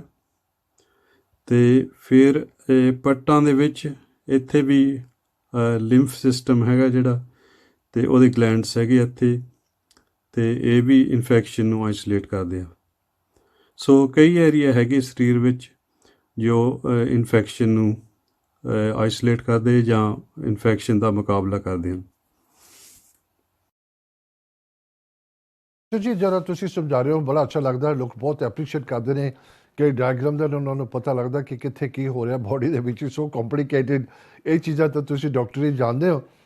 ਡਾਕਟਰ ਸਾਹਿਬ, ਜਿਹੜਾ ਇਮਿਊਨ ਸਿਸਟਮ ਤੇ ਇੱਕ ਤੇ ਖੁਰਾਕ ਜ਼ਰੂਰ ਹੁੰਦੀ ਹੈ, ਤੁਸੀਂ ਕਿੱਦਾਂ ਦੀ ਖੁਰਾਕ ਕਰਨੀ ਉਹਦੇ ਨਾਲ ਬਿਲਟ ਹੁੰਦਾ ਤੁਹਾਡਾ, ਲੇਕਿਨ ਜਿਹੜਾ ਵਿਟਾਮਿਨ ਸੀ ਤੇ ਵਿਟਾਮਿਨ ਡੀ ਦੀ ਕਮੀ ਦੇ ਕਾਰਨ ਵੀ ਹੋ ਜਾਂਦਾ ਵੀਕ। ਹਾਂਜੀ ਬਿਲਕੁਲ ਭਾਜੀ। ਤੇ ਵਿਟਾਮਿਨ ਸੀ ਇਦਾਂ ਹੈ ਭਾਜੀ ਵੀ ਇਹ ਸਾਡਾ ਸਰੀਰ ਬਣਾ ਨਹੀਂ ਸਕਦਾ ਆਪ, ਤੇ ਜਿਹੜੇ ਪਸ਼ੂ ਆ ਉਹ ਉਹਨਾਂ ਦਾ ਸਰੀਰ ਖੁਦ ਆਪ ਵਿਟਾਮਿਨ ਸੀ ਪੈਦਾ ਕਰਦਾ ਉਹਨਾਂ ਦੇ ਅੰਦਰ। ਤੇ ਜਿੱਦਾਂ ਆਪਾਂ ਵਿਟਾਮਿਨ ਡੀ ਧੁੱਪ ਤੋਂ ਧੁੱਪ ਜਦੋਂ ਮਿਲਦੀ ਸਾਨੂੰ, ਉਹ ਸਾਡੇ ਸਕਿਨ ਵਿੱਚ ਵਿਟਾਮਿਨ ਡੀ ਪੈਦਾ ਹੁੰਦਾ, ਤੇ ਇਸੇ ਤਰ੍ਹਾਂ ਉਹ ਵੀ ਆਪਣੀ ਬੋਡੀ ਵਿੱਚ ਵਿਟਾਮਿਨ ਸੀ ਪੈਦਾ ਕਰਦੇ ਆ। ਪਰ ਅਸੀਂ ਵਿਟਾਮਿਨ ਸੀ, ਇਨਸਾਨ ਜਿਹੜਾ ਹੈ ਉਹ ਵਿਟਾਮਿਨ ਸੀ ਨਹੀਂ ਪੈਦਾ ਕਰ ਸਕਦਾ। ਸੋ ਇਹ ਤਾਂ ਸਾਨੂੰ ਫਰੂਟ ਚੋਂ ਜਾਂ ਸਬਜ਼ੀਆਂ ਚੋਂ ਜਾਂ ਸਪਲੀਮੈਂਟ ਲੈਣਾ ਹੀ ਪੈਂਦਾ ਹੈ, ਤੇ ਨਾ ਹੀ ਵਿਟਾਮਿਨ ਸੀ ਜਿਹੜਾ ਇਹ ਬੋਡੀ ਵਿੱਚ ਸਟੋਰ ਹੁੰਦਾ ਹੈ। ਹਾਂਜੀ, ਤੇ ਇਸ ਕਰਕੇ ਹਰ ਰੋਜ਼ ਵਿਟਾਮਿਨ ਸੀ ਚਾਹੀਦਾ ਹੈ, ਤੇ ਇਮਿਊਨ ਸਿਸਟਮ ਨੂੰ ਇਹ ਬਿਲਕੁਲ ਚੁਸਤ ਰੱਖਦਾ ਹੈ। ਤੇ ਇਸੇ ਤਰ੍ਹਾਂ ਵਿਟਾਮਿਨ ਡੀ ਵੀ ਚਾਹੀਦਾ ਸਾਨੂੰ, ਤੇ ਜ਼ਿੰਕ ਵੀ ਚਾਹੀਦਾ। ਡਾਕਟਰ ਸਾਹਿਬ, ਇੱਕ ਗੱਲ ਹੈਗੀ ਹੈ, ਹੁਣ ਜਦੋਂ ਤੁਸੀਂ ਗੱਲ ਕਰਦੇ ਆਪਣੀ ਇਮਿਊਨ ਸਿਸਟਮ ਦੀ ਗੱਲ ਕਰੋ, ਅਸੀਂ ਇਹ ਇੱਕ ਤਰ੍ਹਾਂ ਦਾ ਗੇਟਵੇ ਹੈਗਾ। ਅਗਰ ਤੁਹਾਡਾ ਇਮਿਊਨ ਸਿਸਟਮ ਬਹੁਤ ਸਟਰੋਂਗ ਹੈ ਤੇ ਦੇਰ ਵੈਰੀ ਲੈਸ ਚਾਂਸਿਸ ਕਿ ਤੁਸੀਂ ਕੋਈ ਵੀ ਵਾਇਰਸ ਵਗੈਰਾ ਜਾਂ ਠੰਡੀ ਜ਼ੁਕਾਮ ਜਾਂ ਕਿਸੇ ਵੀ ਤਰ੍ਹਾਂ ਦੀ ਬਿਮਾਰੀ ਤੁਹਾਨੂੰ ਛੇਤੀ ਅਟੈਕ ਕਰੇ, ਬਿਕੋਜ਼ ਤੁਹਾਡਾ ਜਿਹੜਾ ਅੰਦਰ ਸਿਸਟਮ ਹੈ ਬਹੁਤ ਸਟਰੋਂਗ ਹੈ ਉਹ ਬਿਮਾਰੀ ਨੂੰ ਫਾਈਟ ਕਰਨ ਲਈ। ਹਾਂਜੀ, ਦੈਟਸ ਰਾਈਟ। ਸੋ ਆਪਾਂ ਦੇਖਦੇ ਹਾਂ ਕਈ ਵਾਰੀ ਫਲੂ ਸੀਜ਼ਨ ਹੁੰਦਾ ਹੈ, ਤੇ ਕਈ ਵਾਰੀ ਕੋਈ ਇੱਕ ਮੈਂਬਰ ਨੂੰ ਹੋ ਜਾਂਦਾ ਹੈ ਫੈਮਿਲੀ ਵਿੱਚ ਫਲੂ, ਪਰ ਜਿਹੜੇ ਬਾਕੀ ਦੇ ਉਹਨਾਂ ਨੂੰ ਨਹੀਂ ਹੁੰਦਾ। ਹਾਂਜੀ, ਸੋ ਜ਼ਰੂਰੀ ਨਹੀਂ ਹੈਗਾ ਵੀ ਸਾਰਿਆਂ ਨੂੰ ਨਾਲ ਫਲੂ ਹੋ ਜਾਂਦਾ। ਤੁਸੀਂ ਕਿਤੇ ਕੰਮ ਕਰਦੇ ਆ ਤਾਂ ਇੱਕ ਬੰਦੇ ਨੂੰ ਫਲੂ ਹੁੰਦਾ, ਜ਼ਰੂਰੀ ਨਹੀਂ ਹੈਗਾ ਵੀ ਉੱਥੇ ਸਾਰਿਆਂ ਨੂੰ ਹੋ ਜਾਂਦਾ। ਤੇ ਰੀਜ਼ਨ ਇਹੀ ਆ ਵੀ ਜਿਹਦਾ ਇਮਿਊਨ ਸਿਸਟਮ ਸਟਰੋਂਗ ਆ ਉਹ ਰਜਿਸਟ ਕਰ ਜਾਂਦਾ ਹੈ। ਹਾਂਜੀ, ਉਹ ਵਾਇਰਸ ਨੂੰ ਫਾਈਟ ਕਰ ਜਾਂਦਾ ਹੈ। ਜਿਹਦਾ ਇਮਿਊਨ ਸਿਸਟਮ ਕਮਜ਼ੋਰ ਹੈ ਉਸ ਵੇਲੇ ਉਸ ਟਾਈਮ, ਤੇ ਉਹਨੂੰ ਇਨਫੈਕਸ਼ਨ ਹੋ ਜਾਂਦਾ ਆ। ਤੇ ਇੱਦਾਂ ਹੀ ਵੀ ਸਾਡੀ ਆਪਣੀ ਜ਼ਿੰਮੇਵਾਰੀ ਆ ਵੀ ਆਪਣੀ ਸਿਹਤ ਦਾ ਖਿਆਲ ਰੱਖੀਏ, ਤੇ ਆਪਣਾ ਵਿਟਾਮਿਨਸ ਵੀ ਲਈਏ, ਮਿਨਰਲਸ ਵੀ ਲਈਏ, ਤੇ ਫਰੈਸ਼ ਫਰੂਟ, ਫਰੈਸ਼ ਸਬਜ਼ੀਆਂ ਜ਼ਰੂਰ ਖਾਈਏ, ਕਿਉਂਕਿ ਇਹੀ ਹੈ ਜਿਹੜੀ ਇਮਿਊਨ ਸਿਸਟਮ ਨੂੰ ਸਟਰੋਂਗ ਰੱਖਦੇ ਆ। ਡਾਕਟਰ ਸਾਹਿਬ, ਜਿੱਦਾਂ ਤੁਸੀਂ ਕਿਹਾ ਕਿ ਜਿੱਦਾਂ ਵਿਟਾਮਿਨ ਸੀ, ਵਿਟਾਮਿਨ ਡੀ ਹੋਈ, ਜਿਹੜੀ ਧੁੱਪ ਹੈਗੀ ਹੈ ਬਹੁਤ ਬਹੁਤ ਜ਼ਰੂਰੀ ਜਿਸਮ ਨੂੰ। ਲੇਕਿਨ ਦੇਖਿਆ ਜਾਂਦਾ ਹਮ ਕਿਉਂਕਿ ਲੋਕ ਕਹਿੰਦੇ ਕਈ ਸਾਲਾਂ ਤੋਂ ਰਹਿੰਦੇ ਨੇ 80-90 ਸਾਲ ਹੋ ਗਏ ਰਹਿੰਦੇ ਨੇ, they so used to the cold weather, ਅਤੇ ਉਹਨਾਂ ਨੂੰ ਨਾ ਬਹੁਤ ਧੁੱਪ 'ਚ ਬੈਠ ਵੀ ਨਹੀਂ ਸਕਦੇ। ਜਦੋਂ ਸਮਰ ਆਉਂਦੀ ਨਾ ਅਤੇ ਜੇ ਕਿਤੇ ਬਾਹਰ ਵੀ ਗਏ ਨਾ, ਉਹ ਹਮੇਸ਼ਾ ਸ਼ੇਡ ਲੱਭ ਕੇ ਉਹਦੇ ਥੱਲੇ ਬੈਠਦੇ ਨੇ ਤਾਂ ਕਿ ਧੁੱਪ ਨਾ ਲੱਗੇ ਡਾਇਰੈਕਟਲੀ। ਹਾਂਜੀ ਦੈਟਸ ਰਾਈਟ। ਹਾਂਜੀ ਇਹ ਵੀ ਗਲਤ ਗੱਲ ਆ। ਧੁੱਪ ਤਾਂ ਸਾਨੂੰ ਚਾਹੀਦੀ ਹੁੰਦੀ ਆ, ਤੇ ਫਿਰ ਅਸੀਂ ਬਚਦੇ ਫਿਰਦੇ ਹਾਂ ਕਿਉਂਕਿ ਉਹ ਫਿਰ ਅਸੀਂ ਯੂਜ਼ ਟੂ ਨਹੀਂ ਹੁੰਦੇ ਨਾ ਇੰਨੀ ਧੁੱਪ ਨੂੰ। ਆਪਾਂ ਇੰਡੀਆ ਵਿੱਚ ਜਦੋਂ ਜਾਈਦਾ ਆ ਸਾਤੇ ਉਨੀ ਧੁੱਪ ਝੱਲ ਨਹੀਂ ਹੁੰਦੀ ਜਿੰਨੀ ਉੱਥੇ ਦੇ ਝੱਲ ਲੈਂਦੇ ਆ ਨਾ। ਡਾਕਟਰ ਸਾਹਿਬ ਇੱਕ ਬੜੇ ਲੋਕ ਗੱਲਾਂ ਕਰਦੇ ਹੁੰਦੇ ਨੇ ਕਿ ਇਟਸ ਟਰੂ ਵੀ ਹੈਗਾ, ਹਕੀਕਤ ਹੈਗੀ ਆ। ਦੈਟਸ ਵਾਈ ਜਿਹੜੇ ਗੋਰੇ ਲੋਕ ਨੇ ਦੇ ਆਲਵੇਜ਼ ਗੋ, ਕਾਰ ਖਾਣ ਨੂੰ ਹੋਵੇ ਨਾ ਹੋਵੇ, ਪੈਸੇ ਹੋਣ ਨਾ ਹੋਣ, ਲੇਕਿਨ ਹੌਲੀਡੇ ਹਰ ਸਾਲ ਜਾਂਦੇ ਨੇ। ਇਹ ਸਿਹਤ ਲਈ ਬਹੁਤ ਅੱਛਾ ਹੁੰਦਾ ਕਿ ਤੁਸੀਂ ਬਾਹਰ ਲਈ ਹੋਰ ਆਪਣਾ ਜਿਹੜਾ ਮਾਹੌਲ ਹੈਗਾ ਉਹਨੂੰ ਚੇਂਜ ਕਰੋ, ਸੀਨਰੀ ਚੇਂਜ ਕਰੋ। ਉਹ ਜਦੋਂ ਤੁਸੀਂ ਕਿਤੇ ਬਾਹਰ ਕੰਟਰੀ 'ਚ ਜਾ ਕੇ ਨਾ ਜਿੱਥੇ ਗਰਮੀਆਂ ਹੁੰਦੀਆਂ ਨੇ, ਤੁਸੀਂ ਕਹਿੰਦੇ ਮੇਰਾ ਜਿਸਮ ਖੁੱਲ੍ਹ ਗਿਆ, ਕਿਉਂਕਿ ਨੈਚੁਰਲੀ ਠੰਡੀਆਂ ਦੇ ਵਿੱਚੋਂ ਜੁੜ ਜਾਂਦਾ, ਇਕੱਠਾ ਹੋ ਜਾਂਦਾ, ਹੱਡੀਆਂ ਮੂਵਮੈਂਟ ਨਹੀਂ ਹੁੰਦੀ, ਜੋੜਾਂ ਦੇ ਦਰਦ ਸ਼ੁਰੂ ਹੋ ਜਾਂਦੇ ਨੇ, ਅਤੇ ਉਹ ਗਰਮੀਆਂ 'ਚ ਬੈਠ ਕੇ ਡਾਕਟਰ ਜੀ ਇੱਦਾਂ ਦੀ ਬਿਮਾਰੀ ਸਾਰੀ ਚਲੀ ਜਾਂਦੀ ਹੈ। ਹਾਂ ਸਹੀ ਹੈ ਜੀ। ਜਦੋਂ ਤੁਸੀਂ ਹੌਲੀਡੇ ਜਾਂਦੇ ਆ ਗਰਮ ਮੁਲਕ ਵਿੱਚ, ਤੇ ਇੱਕ ਤਾਂ ਹੈਗਾ ਵੀ ਤੁਸੀਂ ਰਿਲੈਕਸ ਹੋ ਜਾਂਦੇ ਆ, ਕੋਈ ਟੈਨਸ਼ਨ ਨਹੀਂ ਹੁੰਦਾ ਤੁਹਾਨੂੰ ਵੀ ਜੌਬ ਤੋਂ ਜਾਂ ਕੰਮ ਤੋਂ ਜਾਂ ਫਿਰ ਫੈਮਿਲੀ ਪ੍ਰੋਬਲਮ ਤੋਂ, ਤੁਸੀਂ ਅਲੱਗ ਹੋ ਜਾਂਦੇ ਆ ਤੇ ਟੈਨਸ਼ਨ ਤੁਹਾਡਾ ਘੱਟ ਜਾਂਦਾ ਹੈ, ਸੋ ਬੋਡੀ ਰਿਲੈਕਸ ਹੋ ਜਾਂਦੀ ਹੈ। ਤੇ ਦੂਸਰੀ ਗੱਲ ਇਹ ਆ ਵੀ ਤੁਹਾਨੂੰ ਜਿਹੜੀ ਧੁੱਪ ਮਿਲਦੀ ਆ ਉੱਥੇ, ਤੇ ਉਹ ਬਹੁਤ ਹੀ ਵਧੀਆ ਆ। ਹਾਂਜੀ, ਧੁੱਪ ਨਾਲ 100 ਬਿਮਾਰੀ ਹਟ ਜਾਂਦੀ ਹੈ। ਤੇ ਜਿਨ੍ਹਾਂ ਨੂੰ ਕੋਈ ਮਾਈਨਰ ਸਕਿਨ ਰੈਸ਼ ਵਗੈਰਾ ਹੁੰਦਾ ਨਾ, ਉਹ ਵੀ ਦੇਖ ਉਹਨਾਂ ਨੂੰ ਪਤਾ ਲੱਗ ਜਾਂਦਾ ਜਦੋਂ ਹੌਲੀਡੇ ਜਾਂਦੇ ਆ ਨਾ, ਸਕਿਨ ਰੈਸ਼ ਉੱਥੇ ਬਿਲਕੁਲ ਮਿਟ ਜਾਂਦੇ, ਹਟ ਜਾਂਦੇ ਆ, ਕਿਉਂਕਿ ਧੁੱਪ ਨਾਲ ਅਲਟਰਾ ਵਾਇਲਟ ਲਾਈਟ ਜਿਹੜੀ ਮਿਲਦੀ ਆ ਉਹਦਾ ਵੀ ਹੀਲਿੰਗ ਇਫੈਕਟ ਪੈਂਦਾ ਹੈ। ਡਾਕਟਰ ਸਾਹਿਬ ਤੁਸੀਂ ਕਿਉਂਕਿ ਮੈਂ ਕਿਸੇ ਦੀ ਗੱਲ ਕਰਦੇ, ਅਸੀਂ ਸਮਰ ਦੇ ਵਿੱਚ ਹਮੇਸ਼ਾ ਬੰਦੇ ਲੋਕ ਆਪਣੇ ਬਹਾਨੇ ਦੇਖਦੇ ਨੇ ਕਿ ਅੱਛਾ ਦਿਨ ਹੋਵੇਗੀ ਅਤੇ ਕੱਪੜੇ ਆਪਣੇ ਡੂਵੇ ਵਗੈਰਾ ਚਾਦਰਾਂ ਧੁੱਪੇ ਪਾਉਂਦੇ ਨੇ ਤਾਂ ਕਿ ਧੁੱਪ ਦੇ ਵਿੱਚ ਸੁੱਕਣ। ਇਸੇ ਤਰ੍ਹਾਂ ਜਿਸਮ ਨੂੰ ਕਦੀ ਕਦੀ ਧੁੱਪੇ ਪਾਉਣਾ ਚਾਹੀਦਾ ਤਾਂ ਕਿ ਉਹਨੂੰ ਗਰਮੈਸ਼ ਲੱਗੇ ਅਤੇ ਉਹਦੀ ਹੀਟ ਅੰਦਰ ਤੱਕ ਜਾਵੇ। That's right, that's right. ਹਾਂਜੀ, ਜੇ ਕੱਪੜਿਆਂ ਦਾ ਖਿਆਲ ਰੱਖਣਾ ਤਾਂ ਆਪਣੇ ਜਿਸਮ ਦਾ ਵੀ ਖਿਆਲ ਰੱਖਣਾ ਚਾਹੀਦਾ। ਹਾਂਜੀ। ਡਾਕਟਰ ਸਾਹਿਬ ਜਿਹੜਾ ਇਮਿਊਨ ਸਿਸਟਮ ਨੂੰ ਤੁਸੀਂ ਜਿੱਦਾਂ ਦਿਖਾ ਰਹੇ ਹੋ, ਇਹ ਕਿੰਨਾ ਕਿੰਨਾ ਇੰਪੋਰਟੈਂਟ ਹੈ। ਇਹ ਓਨੈਸਟਲੀ ਬਹੁਤ ਬਿਮਾਰੀਆਂ ਨੂੰ ਰੋਕ ਸਕਦਾ ਹੈ। ਲੇਕਿਨ ਹਮੇਸ਼ਾ ਮੈਂ ਇੱਕ ਗੱਲ ਕਰਨਾ ਹੁੰਦਾ ਕਿ ਜਦੋਂ ਤੁਸੀਂ ਦੇਖੋ ਮਕਾਨ ਵੀ ਬਣਾਉਂਦੇ ਹੋ, ਅਗਰ ਉਹਦੀ ਫਾਊਂਡੇਸ਼ਨ ਸਟਰੋਂਗ ਨਹੀਂ ਹੈਗੀ ਤਾਂ ਇਮਾਰਤ ਖੜੀ ਨਹੀਂ ਹੋ ਸਕਦੀ ਸਟਰੋਂਗ, ਉਹਦੇ ਉੱਪਰ ਉਹਦਾ ਡਰ ਹੁੰਦਾ ਡਿੱਗਣ ਦਾ।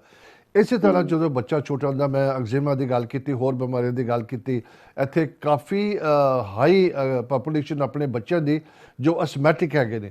ਸਪੈਸ਼ਲੀ ਜੇ ਤੁਸੀਂ ਗੱਲ ਕਰੋ, ਤੁਸੀਂ ਵੱਡੇ ਏਅਰਪੋਰਟ ਦੇ ਕੋਲ ਜਾਂ ਹੀਥਰੋ ਦੀ ਗੱਲ ਕਰੋ, ਤੁਸੀਂ ਉੱਥੇ ਰਹਿੰਦੇ ਹੋ, ਦੇ ਬਹੁਤ ਚਾਂਸਿਸ ਕਿ ਬੱਚਾ ਅਸਮੈਟਿਕ ਹੋ ਜਾਏਗਾ। ਜੋ ਹਵਾ ਹੁੰਦੀ ਹੈ, ਕਿਹੜੇ ਟਾਊਨ 'ਚ ਰਹਿੰਦੇ, ਕਿੱਥੇ ਰਹਿੰਦੇ, ਬੜਾ ਫਰਕ ਹੁੰਦਾ ਹੈ। ਅਤੇ ਜੇ ਤੁਹਾਡਾ ਇਮਿਊਨ ਸਿਸਟਮ ਹੈਗਾ ਤਾਂ ਬਹੁਤ ਬਹੁਤ ਬਿਮਾਰੀਆਂ ਰੋਕ ਸਕਦਾ। ਡਾਕਟਰ ਸਾਹਿਬ ਕੁਛ ਹੋਰ ਦੱਸੋ ਇਮਿਊਨ ਸਿਸਟਮ ਬਾਰੇ, ਸਾਡੇ 2 ਮਿੰਟ ਹੈਗੇ ਨੇ, ਫਿਰ ਬ੍ਰੇਕ ਤੋਂ ਬਾਅਦ ਗੱਲ ਕਰਾਂਗੇ। ਹਾਂਜੀ ਦੈਟਸ ਰਾਈਟ। ਹਾਂਜੀ, ਸੋ ਇਹਦੀਆਂ ਨਿਸ਼ਾਨੀਆਂ ਕੀ ਹੁੰਦੀਆਂ, ਇਹ ਆ ਵੀ ਬੰਦਾ ਜਾਂ ਤਾਂ ਬਹੁਤ ਥਕਾਵਟ ਮਹਿਸੂਸ ਕਰਦਾ ਹਰ ਵੇਲੇ, ਤੇ ਜਾਂ ਉਹਨੂੰ ਵਾਰ-ਵਾਰ ਕੋਲਡ ਹੋਇਆ ਰਹਿੰਦਾ ਆ, ਤੇ ਜਾਂ ਜੇ ਬੱਚੀ ਉਹ ਨਹੀਂ ਕਹਿਣਾ ਮੇਰੇ ਟਮੀ ਏਕ ਹੋਈ ਜਾਂਦੀ ਆ, ਤੇ ਬੱਚਿਆਂ ਦੇ ਟੌਨਸਿਲ ਸੁੱਜੇ ਰਹਿੰਦੇ, ਵਾਰ-ਵਾਰ ਟੌਨਸਿਲ ਸੁੱਜ ਜਾਂਦੇ ਆ, ਤੇ ਜਾਂ ਜਿਹੜੇ ਬਜ਼ੁਰਗ ਆ ਉਹਨਾਂ ਦਾ ਬਲੈਡਰ ਇਨਫੈਕਸ਼ਨ ਹੋਇਆ ਰਹਿੰਦਾ ਹੈ। ਹਾਂਜੀ, ਵਾਰ-ਵਾਰ ਉਹਨਾਂ ਦਾ ਇਨਫੈਕਸ਼ਨ ਹੁੰਦਾ ਰਹਿੰਦਾ, ਵਾਰ-ਵਾਰ ਐਂਟੀਬਾਇਓਟਿਕ ਲੈਂਦੇ ਰਹਿੰਦੇ ਆ। ਤੇ ਹੋਰ ਜਿਹੜੇ ਬਜ਼ੁਰਗ ਆ ਉਹਨਾਂ ਨੂੰ ਕਈ ਵਾਰੀ ਚੈਸਟ ਇਨਫੈਕਸ਼ਨ ਹੋਇਆ ਰਹਿੰਦਾ ਹੈ। ਹਾਂਜੀ, ਵਾਰ-ਵਾਰ ਚੈਸਟ ਇਨਫੈਕਸ਼ਨ ਹੋ ਜਾਂਦਾ, ਕੋਈ ਵਜ੍ਹਾ ਵੀ ਨਹੀਂ ਹੁੰਦੀ ਹੈਗੀ, ਨਾ ਕੋਈ ਇੱਦਾਂ ਦਾ ਫਲੂ ਦਾ ਸੀਜ਼ਨ ਹੁੰਦਾ, ਨਾ ਕੁਛ ਵੀ, ਪਰ ਕੁਛ ਹਫ਼ਤੇ ਲੰਘਦੇ ਆ ਫਿਰ ਦੁਬਾਰਾ ਇਨਫੈਕਸ਼ਨ ਹੋ ਗਿਆ। ਤੇ ਇੱਥੋਂ ਪਤਾ ਲੱਗ ਜਾਂਦਾ ਵੀ ਜਿਹੜਾ ਇਮਿਊਨ ਸਿਸਟਮ ਆ ਤੇ ਉਹ ਕਮਜ਼ੋਰ ਹੋ ਚੁੱਕਾ। ਤੇ ਬਾਕੀ ਹੈਗਾ ਜੋ ਇਸ ਵੇਲੇ ਹੋ ਰਿਹਾ, ਤੇ ਲੋਕੀ ਡਰਦੇ ਬਹੁਤ ਆ। ਹਾਂਜੀ, ਸੋ ਡਰ ਦੇ ਨਾਲ ਵੀ ਤੁਹਾਡਾ ਇਮਿਊਨ ਸਿਸਟਮ ਸਪਰੈਸ ਹੋ ਜਾਂਦਾ ਹੈ, ਕਮਜ਼ੋਰ ਹੋ ਜਾਂਦਾ। ਹਾਂਜੀ, ਤੇ ਤੁਸੀਂ ਬਹੁਤ ਸਟਰੈਸ ਵਿੱਚ ਰਹਿੰਦੇ ਆ, ਤੇ ਸਟਰੈਸ ਦੇ ਨਾਲ ਵੀ ਇਮਿਊਨ ਸਿਸਟਮ ਜਿਹੜਾ ਉਹ ਕੰਮ ਹੋ ਜਾਂਦਾ, ਤੇ ਇਸੇ ਕਰਕੇ ਫਿਰ ਸਟਰੈਸ ਦੇ ਨਾਲ ਹੋਰ ਬਿਮਾਰੀਆਂ ਜਾਗ ਪੈਂਦੀਆਂ। ਹਾਂਜੀ, ਈਜ਼ੀ ਇਨਫੈਕਸ਼ਨ ਹੋ ਜਾਂਦਾ ਜੇ ਬੰਦੇ ਨੂੰ ਸਟਰੈਸ ਹੁੰਦੀ ਹੈ। ਭਾਜੀ ਤੇਰੇ ਇਮਿਊਨ ਸਿਸਟਮ ਦੇ ਨਾਲ ਕੁਛ ਹੱਡੀਆਂ 'ਚ ਫਰਕ ਪੈਂਦਾ ਕਿ ਹੱਡੀਆਂ ਵੀ ਥੋੜੀ ਕਮਜ਼ੋਰ ਹੋ ਜਾਂਦੀਆਂ? ਮੇਰਾ ਕਹਿਣ ਦਾ ਮਤਲਬ ਕਿ ਉਹ ਟੁੱਟਣ ਦਾ, ਡਿੱਗਣ ਦੇ ਨਾਲ ਛੇਤੀ ਡਰ ਹੋ ਜਾਂਦਾ। ਇਜ਼ ਦੈਟ ਰਾਈਟ ਕਿ ਨਹੀਂ ਹੁੰਦਾ ਉਹਦੇ ਨਾਲ? ਇਹ ਨਹੀਂ ਜੀ, ਇੱਦਾਂ ਨਹੀਂ ਹੁੰਦਾ ਹੈਗਾ। ਤੇ ਕਿਉਂਕਿ ਉਹ ਇਮਿਊਨ ਸਿਸਟਮ ਦਾ ਹੈਗਾ, ਤਾਂ ਇਮਿਊਨ ਸਿਸਟਮ ਸਾਰੀ ਬੋਡੀ ਨੂੰ ਕੰਟਰੋਲ ਕਰਦਾ, ਪਰ ਜਿਹੜੇ ਫ੍ਰੈਕਚਰ ਹੋ ਜਾਂਦੇ, ਹੱਡੀਆਂ ਦੇ ਫ੍ਰੈਕਚਰ ਹੋ ਜਾਂਦੇ ਆ, ਉਹ ਕੁਛ ਹੋਰ ਗੱਲ ਆ, ਤੇ ਉਹ ਕੈਲਸ਼ੀਅਮ ਦੀ ਘਾਟ ਨਾਲ ਹੁੰਦੇ ਆ। ਤੇ ਐਕਚੁਅਲੀ ਉਹ ਬੋਡੀ 'ਚ ਘਾਟ ਨਹੀਂ ਹੁੰਦੀ ਹੈਗੀ, ਸਿਰਫ ਇੱਦਾਂ ਵੀ ਡਿਸਟਰੀਬਿਊਸ਼ਨ ਖਰਾਬ ਹੋ ਜਾਂਦਾ ਆ। ਤੇ ਜਿਹੜਾ ਹੁਣ ਹੱਡੀ ਜਿਹੜੀ ਉਹ ਇੱਕ ਲਿਵਿੰਗ ਔਰਗਨ ਆ। ਹਾਂਜੀ, ਤੇ ਉਹ ਕੈਲਸ਼ੀਅਮ ਉਹਦੇ ਵਿੱਚ ਜਾਂਦਾ ਵੀ ਆ ਤੇ ਉਹ 'ਚੋਂ ਬਾਹਰ ਵੀ ਆਉਂਦਾ ਆ, ਸੋ 2 ਵੇ ਫਲੋ ਹੁੰਦਾ ਆ। ਪਰ ਉਹ ਜਿਹੜਾ ਫਲੋ ਆ ਉਹ ਖਰਾਬ ਹੋ ਜਾਂਦਾ ਆ, ਸੋ ਕੈਲਸ਼ੀਅਮ ਘਟ ਜਾਂਦਾ ਹੈ ਬੋਨ ਵਿੱਚ, ਬੋਨ ਵਿੱਚੋਂ ਜ਼ਿਆਦਾ ਨਿਕਲਦਾ ਹੈ।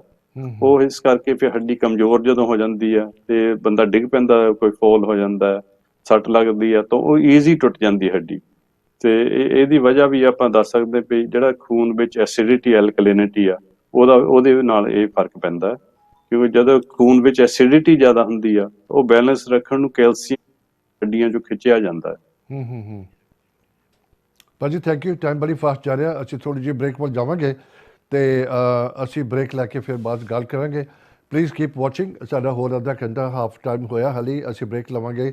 0121551101 ਤੇ ਕਾਲ ਕਰੋ ਤੇ ਪਲੀਜ਼ ਤੁਸੀਂ ਕਾਲ ਕਰਕੇ ਆਪਣਾ ਨੰਬਰ ਲੈ ਕੇ, ਜਿਹਦਾ ਡਾਕਟਰ ਜੀ ਨੇ ਦੱਸਿਆ ਕਿਹੜੇ ਦਿਨ ਤੁਸੀਂ ਕੰਸਲਟੇਸ਼ਨ ਦੇ ਦਿਨ ਹੈਗੇ ਨੇ, ਮੰਡੇ, ਵੈਨਸਡੇ, ਫਰਾਈਡੇ, ਤੇ ਬਾਕੀ ਜੇ ਪ੍ਰਿਸਕ੍ਰਿਪਸ਼ਨ ਲੈਣੀ ਹੈ ਉਹਨਾਂ ਦੇ ਡਿਫਰੈਂਟ ਦਿਨ ਅੱਗੇ, ਦੋਨਾਂ ਦੇ ਡਿਫਰੈਂਟ ਨੰਬਰ ਹੈ। ਤੇ ਅਸੀਂ ਛੋਟੀ ਜਿਹੀ ਬ੍ਰੇਕ ਲੈਂਦੇ ਹਾਂ, ਅਸੀਂ ਬਹੁਤੀ ਦੂਰ ਨਹੀਂ ਜਾਵਾਂਗੇ। ਕਿਸੇ ਵੀ ਤਰ੍ਹਾਂ ਦਾ ਅਗਰ ਤੁਹਾਨੂੰ ਸਵਾਲ ਹੈਗਾ, ਤੁਸੀਂ ਸਾਡੇ ਕਾਲ ਚੈਨਲ ਰਿੰਗ ਕਰਕੇ ਉਹ ਸਾਨੂੰ ਮੈਸੇਜ ਦੇ ਸਕਦੇ ਨੇ ਕਿ ਤੁਹਾਡੇ ਪਿੱਛੇ ਔਨ ਯੋਰ ਬਿਹਾਫ ਅਸੀਂ ਤੁਹਾਨੂੰ ਸਵਾਲ ਪੁੱਛ ਸਕਾਂਗੇ। ਤਾਂ ਉਮੀਦ ਰੱਖਦਾ ਕਿ ਤੁਸੀਂ ਪ੍ਰੋਗਰਾਮ ਦੇਖੋਗੇ ਆਖਿਰ ਤੱਕ, ਬੜਾ ਇੰਟਰਸਟਿੰਗ ਹੈਗਾ। ਥੈਂਕ ਯੂ ਜੀ, ਸਤਿ ਸ਼੍ਰੀ ਅਕਾਲ।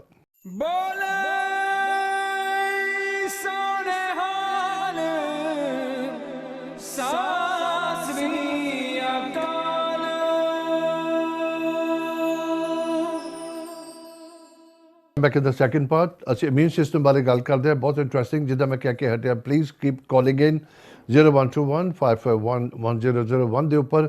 ਕਿਸੇ ਵੀ ਤਰ੍ਹਾਂ ਤੁਸੀਂ ਬਿਮਾਰੀ ਸਾਨੂੰ ਚਾਹੁੰਦੇ ਹੋ ਕਿ ਡਾਕਟਰ ਜੀ ਡਿਸਕਸ ਕਰਨ, ਡਾਇਗਰਾਮ ਦੇ ਨਾਲ ਤੁਹਾਨੂੰ ਐਕਸਪਲੇਨ ਕਰਨ, ਸਾਨੂੰ ਰਿੰਗ ਕਰਕੇ ਥੋੜ੍ਹੇ ਦਿਨ ਪਹਿਲਾਂ ਦੱਸ ਦਿਆ ਕਰੋ ਤਾਂ ਕਿ ਅਸੀਂ ਉਹਦੇ ਉੱਪਰ ਪ੍ਰੈਪਰੇਸ਼ਨ ਕਰ ਸਕੀਏ। ਅਸੀਂ ਕੀਪ ਵਾਚਿੰਗ। ਥੋੜ੍ਹਾ ਬਹੁਤਾ ਹੋਰ ਟਾਈਮ ਹੈਗਾ ਤੇ ਟੈਲੀਫੋਨ ਨੰਬਰ ਸਕਰੀਨ ਉੱਪਰ ਹੈਗਾ, ਤੁਸੀਂ ਉੱਤੇ ਕਾਲ ਕਰ ਸਕਦੇ ਹੋ ਜੀ। ਡਾਕਟਰ ਸਾਹਿਬ। ਹਾਂਜੀ, ਸੋ ਆਪਾਂ ਜਿਹਦਾ ਡਾਇਗਰਾਮ 'ਚ ਦੇਖਿਆ ਸੀ ਕਿ ਇਮਿਊਨ ਸਿਸਟਮ ਜਿਹੜਾ ਇਹ ਬਿਲਕੁਲ ਇਸੇ ਤਰ੍ਹਾਂ ਕੰਮ ਕਰਦਾ ਜਿੱਦਾਂ ਇੱਕ ਮੁਲਕ ਦੀ ਫੌਜ ਕੰਮ ਕਰਦੀ ਹੈ। ਤੇ ਏਦਾਂ ਅਲੱਗ-ਅਲੱਗ ਜਗ੍ਹਾ ਤੇ ਉੱਥੇ ਬਣੇ ਆ, ਜਿੱਦਾਂ ਸਟੇਸ਼ਨ ਹੁੰਦੇ ਜਾਂ ਡੈਪੋ ਹੁੰਦੇ ਆ ਫੌਜ ਦੇ, ਤੇ ਉੱਥੇ ਵਾਈਟ ਬਲੱਡ ਸੈਲਸ ਜਿਹੜੇ ਸਟੋਰ ਕੀਤੇ ਜਾਂਦੇ ਆ ਤੇ ਇਨਫੈਕਸ਼ਨ ਦੇ ਨਾਲ ਮੁਕਾਬਲਾ ਕਰਨ ਲਈ।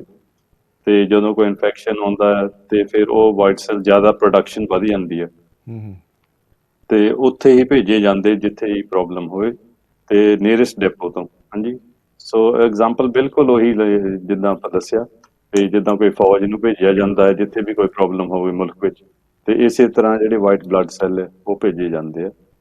ਤੇ ਜੇ ਕੋਈ ਨਵਾਂ ਵਾਇਰਸ ਆਉਂਦਾ, ਨਵਾਂ ਬੈਕਟੀਰੀਆ ਆਉਂਦਾ, ਤਾਂ ਫਿਰ ਇਮਿਊਨ ਸਿਸਟਮ ਨੂੰ ਉਹਨੂੰ ਪਛਾਣਨਾ ਪੈਂਦਾ। ਪਹਿਲਾਂ ਪਛਾਣ ਕੇ ਫਿਰ ਉਹ ਐਂਟੀਬੋਡੀਜ਼ ਬਣਾਉਂਦੇ ਆ, ਯਾਨੀ ਕਿ ਖਾਸ ਉਹ ਸਪੈਸੀਫਿਕ ਐਂਟੀਬੋਡੀਜ਼ ਬਣਦੇ ਵੀ ਇਸ ਪਰਟੀਕੂਲਰ ਵਾਇਰਸ ਤੇ ਅਟੈਕ ਕਰਨ ਲਈ। ਤੇ ਉਹਨੂੰ ਕੁਝ ਟਾਈਮ ਲੱਗ ਜਾਂਦਾ ਹੈ ਇੱਦਾਂ ਇਸ ਇਮਿਊਨ ਸਿਸਟਮ ਨੂੰ ਰਿਐਕਟ ਕਰਨੇ ਨੂੰ। ਤੇ ਪਰ ਜਦੋਂ ਫਿਰ ਦੁਬਾਰਾ ਉਹ ਵਾਇਰਸ ਆਉਂਦੀ ਹੈ, ਸੇਮ ਵਾਇਰਸ ਜਾਂ ਸੇਮ ਬੈਕਟੀਰੀਆ ਦੁਬਾਰਾ ਇਨਫੈਕਸ਼ਨ ਹੁੰਦਾ ਹੈ, ਫਿਰ ਇਮਿਊਨ ਸਿਸਟਮ ਇੱਕਦਮ ਉਹਨੂੰ ਫੜ ਲੈਂਦਾ ਹੈ ਕਿਉਂਕਿ ਉਹਨੂੰ ਚੇਤਾ ਹੁੰਦਾ ਹੈ ਵੀ ਪਹਿਲਾਂ ਵੀ ਇਹ ਵਾਇਰਸ ਆਏ ਸੀਗੇ, ਇਹਨੂੰ ਇਹ ਐਂਟੀਬੋਡੀ ਚਾਹੀਦੇ ਸੀ, ਤੇ ਉਹ ਪਹਿਲਾਂ ਹੀ ਰੈਡੀ ਹੁੰਦੇ ਐਂਟੀਬੋਡੀ, ਤੇ ਉਹ ਫਿਰ ਜਲਦੀ ਰਿਐਕਸ਼ਨ ਕਰ ਸਕਦੇ ਆ। ਤੇ ਪਰ ਕਈ ਵਾਰੀ ਏਦਾਂ ਵੀ ਹੁੰਦਾ ਵੀ ਜਿਹੜਾ ਇਮਿਊਨ ਸਿਸਟਮ ਆ ਉਹ ਗਲਤ ਚੱਲਣ ਲੱਗ ਪੈਂਦਾ ਹੈ। ਹਾਂਜੀ, ਉਹਦਾ ਸਿਸਟਮ ਜਿਹੜਾ ਖਰਾਬ ਹੋ ਜਾਂਦਾ ਤੇ ਉਹ ਬੋਡੀ ਨੂੰ ਖੁਦ ਅਟੈਕ ਕਰਨ ਲੱਗ ਪੈਂਦਾ ਹੈ, ਹੈਲਥੀ ਟਿਸ਼ੂਜ਼ ਨੂੰ ਅਟੈਕ ਕਰਨ ਲੱਗ ਪੈਂਦਾ ਹੈ। ਹਾਂਜੀ, ਇਹਨੂੰ ਆਟੋ ਇਮਿਊਨ ਡਿਜ਼ੀਜ਼ ਕਿਹਾ ਜਾਂਦਾ। ਤੇ ਇਹਦੇ ਵਿੱਚ ਤਕਰੀਬਨ 80 ਬਿਮਾਰੀਆਂ ਗਿਣੀਆਂ ਜਾਂਦੀਆਂ ਵੀ ਆਟੋ ਇਮਿਊਨ ਡਿਜ਼ੀਜ਼ਸ, ਤੇ ਖਾਸ ਕਰਕੇ ਹੁੰਦੇ ਆ ਜਿਹੜਾ ਰੂਮੇਟੋਇਡ ਆਰਥਰਾਈਟਿਸ ਆ, ਤੇ ਅਲਸਰੇਟਿਵ ਕੋਲਾਈਟਿਸ, ਤੇ ਲੂਪਸ, ਥਾਇਰੋਇਡਾਈਟਿਸ, ਇਹ ਇੱਦਾਂ ਦੀਆਂ ਖਾਸ ਬਿਮਾਰੀਆਂ ਜਿਹੜੀਆਂ ਕਾਮਨ ਹੈਗੀਆਂ ਇਹ ਗਿਣੀਆਂ ਜਾਂਦੀਆਂ ਆ। ਤੇ ਜਿਹੜਾ ਟਾਈਪ 1 ਡਾਇਬੀਟਿਸ ਆ ਉਹ ਵੀ ਆਟੋ ਇਮਿਊਨ ਡਿਜ਼ੀਜ਼ ਗਿਣਿਆ ਜਾਂਦਾ। ਤੇ ਫਿਰ ਕੁਐਸਚਨ ਆਉਂਦਾ ਵੀ ਇਹ ਇਮਿਊਨ ਸਿਸਟਮ ਆਪਣੇ ਜਿਸਮ ਨੂੰ ਕਿਉਂ ਅਟੈਕ ਕਰਨ ਲੱਗ ਪੈਂਦਾ ਹੈ। ਤੇ ਐਲੋਪੈਥੀ ਵਿੱਚ ਇਹਦਾ ਕੋਈ ਜਵਾਬ ਨਹੀਂ ਹੈਗਾ, ਉਹਨਾਂ ਕੋਲ ਕੋਈ ਹਲੇ ਲੱਭਿਆ ਨਹੀਂ ਹੈ ਵੀ ਕਿਉਂ ਇਹ ਬਿਮਾਰੀਆਂ ਪੈਦਾ ਹੁੰਦੀਆਂ ਤੇ ਕਿਉਂ ਆਪਣੇ ਸਰੀਰ ਨੂੰ ਆਪਣੇ ਆਪ ਇਮਿਊਨ ਸਿਸਟਮ ਅਟੈਕ ਕਰਨ ਲੱਗ ਪੈਂਦਾ। ਸੋ ਇਹ ਸਾਡੀ ਥਿਊਰੀ ਹੈਗੀ ਆ ਵੀ ਜਦੋਂ ਕੋਈ ਫੋਰਨ ਸਬਸਟੈਂਸ ਆਉਂਦਾ ਹੈ, ਕੋਈ ਮੈਟਲ ਆਉਂਦਾ ਹੈ ਜਾਂ ਕੋਈ ਪੈਸਟੀਸਾਈਡ ਬੋਡੀ ਵਿੱਚ ਆਉਂਦਾ ਆ, ਤੇ ਉਹ ਸੈੱਲ ਜਿਹੜੇ ਆ ਉਹਨੂੰ ਫੜ ਲੈਂਦੇ ਆ, ਸੈੱਲ ਦੇ ਵਿੱਚ ਉਹ ਜਮ੍ਹਾਂ ਹੋ ਜਾਂਦਾ। ਹਾਂਜੀ, ਜਦੋਂ ਜਮ੍ਹਾਂ ਹੋ ਜਾਂਦਾ ਤੇ ਫਿਰ ਇਮਿਊਨ ਸਿਸਟਮ ਰਿਐਕਟ ਕਰਦਾ ਆ, ਤੇ ਇਮਿਊਨ ਸਿਸਟਮ ਲੱਗਦਾ ਵੀ ਹੁਣ ਇਹ ਚੀਜ਼ ਜਿਹੜੀ ਇੱਥੇ ਆਈ ਆ ਇਹ ਖਤਰਨਾਕ ਹੈ, ਨਹੀਂ ਹੋਣੀ ਚਾਹੀਦੀ, ਤੇ ਉਸ ਤੇ ਔਰਗਨ ਤੇ ਅਟੈਕ ਸ਼ੁਰੂ ਹੋ ਜਾਂਦਾ ਹੈ। ਹਾਂਜੀ। ਤੇ ਇਮਿਊਨ ਸਿਸਟਮ ਫਿਰ ਇੰਨਾ ਸਟਰੋਂਗ ਚੀਜ਼ ਆ ਕਿ ਉਹ ਆਰਗਨ ਨੂੰ ਡੈਮੇਜ ਕਰਨ ਲੱਗ ਪੈਂਦਾ ਜੀ। ਹਾਂਜੀ। ਸੋ ਜਿੱਦਾਂ ਆਪਾਂ ਰੂਮੇਟੋਇਡ ਆਰਥਰਾਈਟਿਸ ਦੇਖੀਏ ਤੇ ਇਹ ਖਾਸ ਜੋੜਾਂ ਵਿੱਚ ਇਹ ਪੈਦਾ ਹੁੰਦੀ ਬਿਮਾਰੀ, ਤੇ ਜੋੜਾਂ ਤੇ ਇਮਿਊਨ ਸਿਸਟਮ ਅਟੈਕ ਕਰਨ ਲੱਗ ਪੈਂਦਾ। ਤੇ ਖਾਸ ਇਹਦੇ ਜਿਹੜੇ ਜੁਆਇੰਟਸ ਹੁੰਦੇ ਆ, ਜਾਂ ਮੋਢਾ ਹੁੰਦਾ ਆ, ਜਾਂ ਕੂਹਣੀ, ਜਾਂ ਗੁੱਟ, ਜਾਂ ਉਂਗਲਾਂ। ਹਾਂਜੀ। ਤੇ ਹੋ ਸਕਦਾ ਗੋਡਿਆਂ ਵਿੱਚ ਵੀ ਹੋ ਸਕਦੀ ਆ, ਗਿੱਟਿਆਂ ਵਿੱਚ, ਤੇ ਪੈਰਾਂ ਦੀਆਂ ਉਂਗਲਾਂ ਜਿਹੜੀਆਂ ਉਹਨਾਂ ਦੇ ਜੋੜ ਵਿੱਚ ਵੀ। ਤੇ ਇਹ ਜਿਹੜੀ ਬਿਮਾਰੀ ਆ ਇਹਦੇ ਵਿੱਚ ਇਨਫਲੇਮੇਸ਼ਨ ਬਹੁਤ ਹੁੰਦੀ ਆ। ਹਾਂਜੀ। ਸੋਜ ਪੈ ਜਾਂਦੀ ਆ ਤੇ ਦਰਦ ਬਹੁਤ ਹੁੰਦਾ। ਹਾਂਜੀ। ਤੇ ਇੱਥੇ ਹੁਣ ਜਿਹੜੀ ਐਲੋਪੈਥਿਕ ਸਿਸਟਮ ਆ ਉਹ ਸਪਰੈਸ ਕਰਨ ਦੀ ਕੋਸ਼ਿਸ਼ ਕਰਦੇ ਇਮਿਊਨ ਸਿਸਟਮ ਨੂੰ, ਤੇ ਇੱਥੇ ਬੜੀਆਂ ਜ਼ਬਰਦਸਤ ਦਵਾਈਆਂ ਦਿੱਤੀਆਂ ਜਾਂਦੀਆਂ, ਤੇ ਖਾਸ ਕਰਕੇ ਸਟੈਰੋਇਡਸ। ਹਾਂਜੀ। ਜਿਹੜੇ ਉਹ ਇਨਫਲੇਮੇਸ਼ਨ ਨੂੰ ਦਬਾਉਂਦੇ ਆ, ਤੇ ਪੇਨ ਕਿਲਰਸ ਦਿੱਤੇ ਜਾਂਦੇ ਨਾਲ, ਤੇ ਇੱਕ ਦਵਾਈ ਮੈਥੋਟ੍ਰੈਕਸੇਟ ਉਹਨੂੰ ਕਹਿੰਦੇ ਆ, ਉਹ ਇਮਿਊਨ ਸਿਸਟਮ ਨੂੰ ਸਪਰੈਸ ਕਰਦੀ ਹੈ, ਪਰ ਉਹਦੇ ਸਾਈਡ ਇਫੈਕਟਸ ਬੜੇ ਹੁੰਦੇ ਆ, ਕਿਉਂਕਿ ਉਹ ਤੁਹਾਡੇ ਖੂਨ ਨੂੰ ਵੀ ਨੁਕਸਾਨ ਕਰ ਸਕਦੀ ਆ, ਫੇਫੜਿਆਂ ਨੂੰ ਵੀ ਡੈਮੇਜ ਕਰ ਸਕਦੀ, ਲਿਵਰ ਨੂੰ ਵੀ ਡੈਮੇਜ ਕਰ ਸਕਦੀ ਦਵਾਈ। ਸੋ ਉਹਦਾ ਹਰ ਵੇਲੇ ਉਹਨਾਂ ਨੂੰ ਚੈੱਕ ਕਰਨਾ ਪੈਂਦਾ ਆ, ਤੇ ਟੈਸਟ ਕਰਦੇ ਰਹਿੰਦੇ ਨਾਲ ਦੀ ਨਾਲ, ਬਲੱਡ ਟੈਸਟ ਤੇ ਐਕਸਰੇ ਵਗੈਰਾ ਚੈੱਕ ਕਰਦੇ ਰਹਿੰਦੇ ਵੀ ਕੋਈ ਡੈਮੇਜ ਤਾਂ ਨਹੀਂ ਕਰ ਰਹੀ ਦਵਾਈ। ਜੇ ਉਹਨਾਂ ਨੂੰ ਲੱਭੇ ਪਏ ਡੈਮੇਜ ਕਰ ਰਹੀ, ਫਿਰ ਉੱਥੇ ਉਹਨਾਂ ਨੂੰ ਬੰਦ ਕਰਨੀ ਪੈਂਦੀ ਹੈ। ਤੇ ਬਾਕੀ ਹੈਗੀ ਹਾਈਡਰੋਕਸੀਕਲੋਰੋਕੁਇਨ, ਸਲਫਾਸੈਲਾਜ਼ੀਨ, ਤੇ ਕੁਛ ਹੋਰ ਨਵੀਆਂ ਦਵਾਈਆਂ ਕਾਫੀ ਜ਼ਬਰਦਸਤ ਆ। ਤੇ ਪਰ ਇਹ ਬਿਮਾਰੀ ਨੂੰ ਹਟਾਉਂਦੀਆਂ ਨਹੀਂ ਭਾਜੀ। ਹਾਂਜੀ। ਹਟਾ ਨਹੀਂ ਸਕਦੀਆਂ ਬਿਮਾਰੀ ਨੂੰ। ਇਹ ਥੋੜਾ ਬਹੁਤਾ ਇਨਫਲੇਮੇਸ਼ਨ ਨੂੰ ਸਪਰੈਸ ਕਰਦੀਆਂ, ਦਬਾ ਕੇ ਰੱਖਦੀਆਂ ਬਿਮਾਰੀ ਨੂੰ, ਤੇ ਪਰ ਇਹਨਾਂ ਦੇ ਸਾਈਡ ਇਫੈਕਟ ਕਾਫੀ ਹੋ ਜਾਂਦੇ ਆ, ਤੇ ਕਈ ਲੋਕੀ ਨਹੀਂ ਝੱਲ ਸਕਦੇ। ਸੋ ਇਹਦਾ ਕੋਈ ਖਾਸ ਐਲੋਪੈਥੀ ਵਿੱਚ ਸੋਲੂਸ਼ਨ ਨਹੀਂ ਹੈਗਾ, ਤੇ ਅਸੀਂ ਹੋਮਿਓਪੈਥਿਕ ਦਵਾਈਆਂ ਨਾਲ ਇਹਦਾ ਮੁਕਾਬਲਾ ਕਰੀਦਾ। ਤੇ ਹੋਮਿਓਪੈਥੀ ਇੱਥੇ ਕਾਫੀ ਸਕਸੈਸਫੁਲ ਹੈਗੀ ਹੈ, ਕਾਫੀ ਕਾਮਯਾਬ ਆ, ਤੇ ਬਹੁਤ ਹੀ ਕੇਸ ਦੇਖੇ ਆ ਆਪਾਂ 30-40 ਸਾਲ ਦੇ ਵਿੱਚ, ਤੇ ਜਿਹੜੇ ਬਿਲਕੁਲ ਠੀਕ ਹੋ ਗਏ ਆ, ਤੇ ਕਾਫੀ ਸਵੇਰ ਉਹਨਾਂ ਦੀ ਬਿਮਾਰੀ ਸੀਗੀ, ਤੇ ਫਿਰ ਵੀ ਉਹਨਾਂ ਨੂੰ ਮੋੜ ਪੈ ਗਿਆ। ਹਾਂਜੀ। ਤੇ ਹੋਮਿਓਪੈਥੀ ਇੱਦਾਂ ਹੈ, ਕੁਛ ਡੂੰਘਾ ਜਾਂਦੀ ਆ, ਤੇ ਡੀਟੌਕਸ ਵੀ ਕਰਦੀ ਬੋਡੀ ਨੂੰ। ਇੱਦਾਂ ਦੇ ਵੀ ਸਾਡੇ ਕੋਲ ਪ੍ਰੋਡਕਟ ਹੈਗੇ ਆ ਜਿਹੜੇ ਡੀਟੌਕਸ ਕਰਦੇ ਆ, ਤੇ ਇਹ ਖਾਸ ਕਰਕੇ ਡੀਟੌਕਸ ਕਰਦੇ ਆ ਜਿਹੜੇ ਮੈਟਲਸ ਹੁੰਦੇ ਆ, ਤੇ ਜਿੱਦਾਂ ਭਈ ਮਰਕਰੀ, ਜਿੱਦਾਂ ਆਪਾਂ ਸਮਝਾਇਆ ਸੀ ਪਿਛਲੇ ਪ੍ਰੋਗਰਾਮ ਵਿੱਚ, ਭਈ ਮੈਟਲਸ ਜਿਹੜੇ ਮਰਕਰੀ ਆ, ਇਹ ਜਿਹੜੇ ਤੁਹਾਡੇ ਡੈਂਟਲ ਫਿਲਿੰਗਸ ਕਰਦੇ ਕਾਲੇ, ਉਹਨਾਂ ਦੇ ਵਿੱਚ ਮਰਕਰੀ ਹੁੰਦੀ ਆ। ਹਾਂਜੀ। ਤੇ ਜਿਹੜੇ ਆਪਾਂ ਦੇ ਟੀਕੇ ਲੱਗਦੇ ਹੁੰਦੇ ਸੀ ਬਚਪਨ ਵਿੱਚ, ਉਹਨਾਂ ਦੇ ਵਿੱਚ ਵੀ ਮਰਕਰੀ ਪਾਈ ਹੁੰਦੀ ਸੀ, ਤੇ ਐਲੂਮੀਨੀਅਮ ਵੀ ਪਾਇਆ ਹੁੰਦਾ ਸੀ। ਤੇ ਇਹ ਹੈਗੇ ਪੋਇਜ਼ਨਸ ਸਬਸਟੈਂਸ ਹੈ, ਪੋਇਜ਼ਨਸ ਮੈਟਲ ਆ, ਤੇ ਇਹ ਜਦੋਂ ਸਾਡੇ ਸਰੀਰ ਵਿੱਚ ਚਲੇ ਜਾਂਦੇ ਆ, ਤੇ ਇਹਨੀ ਕੋਈ ਨਾ ਕੋਈ ਹਾਂਜੀ ਬਿਮਾਰੀ ਪੈਦਾ ਕਰਨੀ ਹੈ। ਤੇ ਇੱਥੇ ਹੋਮਿਓਪੈਥਿਕ ਦਵਾਈਆਂ ਜਾਂ ਸਾਡੇ ਕੋਲ ਕੁਝ ਸਪਲੀਮੈਂਟਸ ਹੈਗੇ ਆ, ਤੇ ਉਹ ਡੀਟੌਕਸ ਕਰਦੇ, ਉਹ ਇੱਦਾਂ ਦੀਆਂ ਚੀਜ਼ਾਂ ਨੂੰ ਸਰੀਰ ਚੋਂ ਕੱਢਦੇ ਆ, ਤੇ ਜਦੋਂ ਉਹ ਨਿਕਲ ਜਾਂਦੀਆਂ ਤੇ ਇੰਪਰੂਵਮੈਂਟ ਹੋਣ ਲੱਗ ਪੈਂਦੀ ਹੈ। ਤੇ ਜਿਹੜੀਆਂ ਹੋਮਿਓਪੈਥਿਕ ਦਵਾਈਆਂ ਉਹ ਵੀ ਬੋਡੀ ਨੂੰ ਸਟਿਮੂਲੇਟ ਕਰਦੀਆਂ, ਵੀ ਜਿਹੜੀ ਕੋਈ ਚੀਜ਼ ਨਹੀਂ ਉੱਥੇ ਹੋਣੀ ਚਾਹੀਦੀ ਉਹ ਵੀ ਬਾਹਰ ਨਿਕਲੇ। ਤੇ ਅਸੀਂ ਇਹ ਵੀ ਦੇਖਿਆ ਵੀ ਜਿਹੜੇ ਪੈਸਟੀਸਾਈਡਸ ਵਰਤੇ ਜਾਂਦੇ ਆ ਇਹ ਫਸਲਾਂ ਤੇ ਕੀੜੇ ਮਾਰਦੇ ਜਿਹੜੇ, ਤੇ ਉਹ ਪੈਸਟੀਸਾਈਡਸ ਵੀ ਜਮ੍ਹਾਂ ਹੁੰਦੇ ਆ ਸਰੀਰ ਵਿੱਚ। ਹਾਂਜੀ। ਸੋ ਤੁਸੀਂ ਦੇਖੋ ਵੀ ਇੰਡੀਆ ਵਿੱਚ ਕੀ ਹੋ ਰਿਹਾ, ਉੱਥੇ ਜਿਹੜੇ ਕਿਸਾਨ ਹੁੰਦੇ ਆ ਉਹਨਾਂ ਦੇ ਵਿਚਾਰੇ ਕਰਜ਼ੇ ਥੱਲੇ ਆ ਜਾਂਦੇ ਆ, ਉਹ ਜਿਹੜੇ ਪੈਸਟੀਸਾਈਡ ਹੁੰਦੇ ਉਹ ਪੀ ਕੇ ਮਰ ਜਾਂਦੇ ਆ, ਸੁਇਸਾਈਡ ਕਰ ਲੈਂਦੇ। ਹਾਂਜੀ। ਸੋ ਸਾਨੂੰ ਪਤਾ ਵੀ ਇਹ ਜਿਹੜੇ ਪੈਸਟੀਸਾਈਡ ਕਿੰਨੀ ਜ਼ਹਿਰੀਲੀ ਚੀਜ਼ ਆ, ਤੇ ਉਹ ਪਰ ਉੱਥੇ ਫਸਲਾਂ ਤੇ ਸਪਰੇਅ ਕੀਤੀ ਜਾਂਦੀ ਆ। ਸੋ ਜਦੋਂ ਆਪਾਂ ਉਹ ਫੂਡ ਖਾਂਦੇ ਆ, ਉਹ ਥੋੜਾ ਥੋੜਾ ਆਈਟਮ ਸਾਡੇ ਅੰਦਰ ਜਮ੍ਹਾਂ ਹੁੰਦਾ ਰਹਿੰਦਾ। ਹਾਂਜੀ। ਤੇ ਹੈਗੇ ਤਾਂ ਉਹ ਪੋਇਜ਼ਨ ਆ, ਜਦੋਂ ਕੀੜੀਆਂ ਲਈ ਪੋਇਜ਼ਨ, ਸਾਡੇ ਲਈ ਵੀ ਪੋਇਜ਼ਨ ਆ, ਪਰ ਕਰਕੇ ਉਹ ਛੋਟਾ ਅਮਾਊਂਟ ਹੁੰਦਾ ਆ, ਸਾਨੂੰ ਪਤਾ ਨਹੀਂ ਲੱਗਦਾ, ਪਰ ਉਹ ਜਮ੍ਹਾਂ ਹੁੰਦੀ ਰਹਿੰਦੀ ਹੈ। ਤੇ ਜਦੋਂ ਉਹ ਇੱਕ ਥ੍ਰੈਸ਼ਹੋਲਡ ਲੈਵਲ ਤੇ ਆ ਜਾਂਦੀ ਆ, ਟਿਪਿੰਗ ਪੁਆਇੰਟ ਤੇ ਫਿਰ ਸਾਡੀ ਸਰੀਰ ਜਿਹੜਾ ਬਿਮਾਰ ਹੋਣ ਲੱਗ ਪੈਂਦਾ ਹੈ। ਤੇ ਪਰ ਇਹਦਾ ਕੋਈ ਪਤਾ ਨਹੀਂ ਲੱਗਦਾ, ਇਹ ਕਰਕੇ ਅਮਾਊਂਟ ਜਿਹੜੇ ਬਹੁਤ ਛੋਟੇ ਹੁੰਦੇ ਆ, ਤੇ ਆਮ ਟੈਸਟ ਬਲੱਡ ਟੈਸਟ ਵਿੱਚ ਉਹ ਆਉਂਦੇ ਨੇਗੇ। ਹਾਂਜੀ। ਤੇ ਕਿਉਂਕਿ ਉਹ ਸੈੱਲ ਦੇ ਅੰਦਰ ਚਲੇ ਜਾਂਦੇ, ਸਾਡੇ ਸੈੱਲ ਦੇ ਅੰਦਰ ਚਲੇ ਜਾਂਦੇ, ਤੇ ਬਲੱਡ ਟੈਸਟ ਵਿੱਚ ਉਹ ਨਹੀਂ ਡਿਟੈਕਟ ਹੋ ਸਕਦੇ। ਸੋ ਇੱਥੇ ਇਹ ਜਿਹੜੇ ਐਨਰਜੀ ਮੈਡੀਸਿਨਸ ਆ ਉਹੀ ਬੋਡੀ ਨੂੰ ਸਟਿਮੂਲੇਟ ਕਰ ਸਕਦੇ ਆ, ਤੇ ਇਹਨੂੰ ਬੋਡੀ ਤੋਂ ਬਾਹਰ ਕੱਢੀਏ। ਹਾਂਜੀ।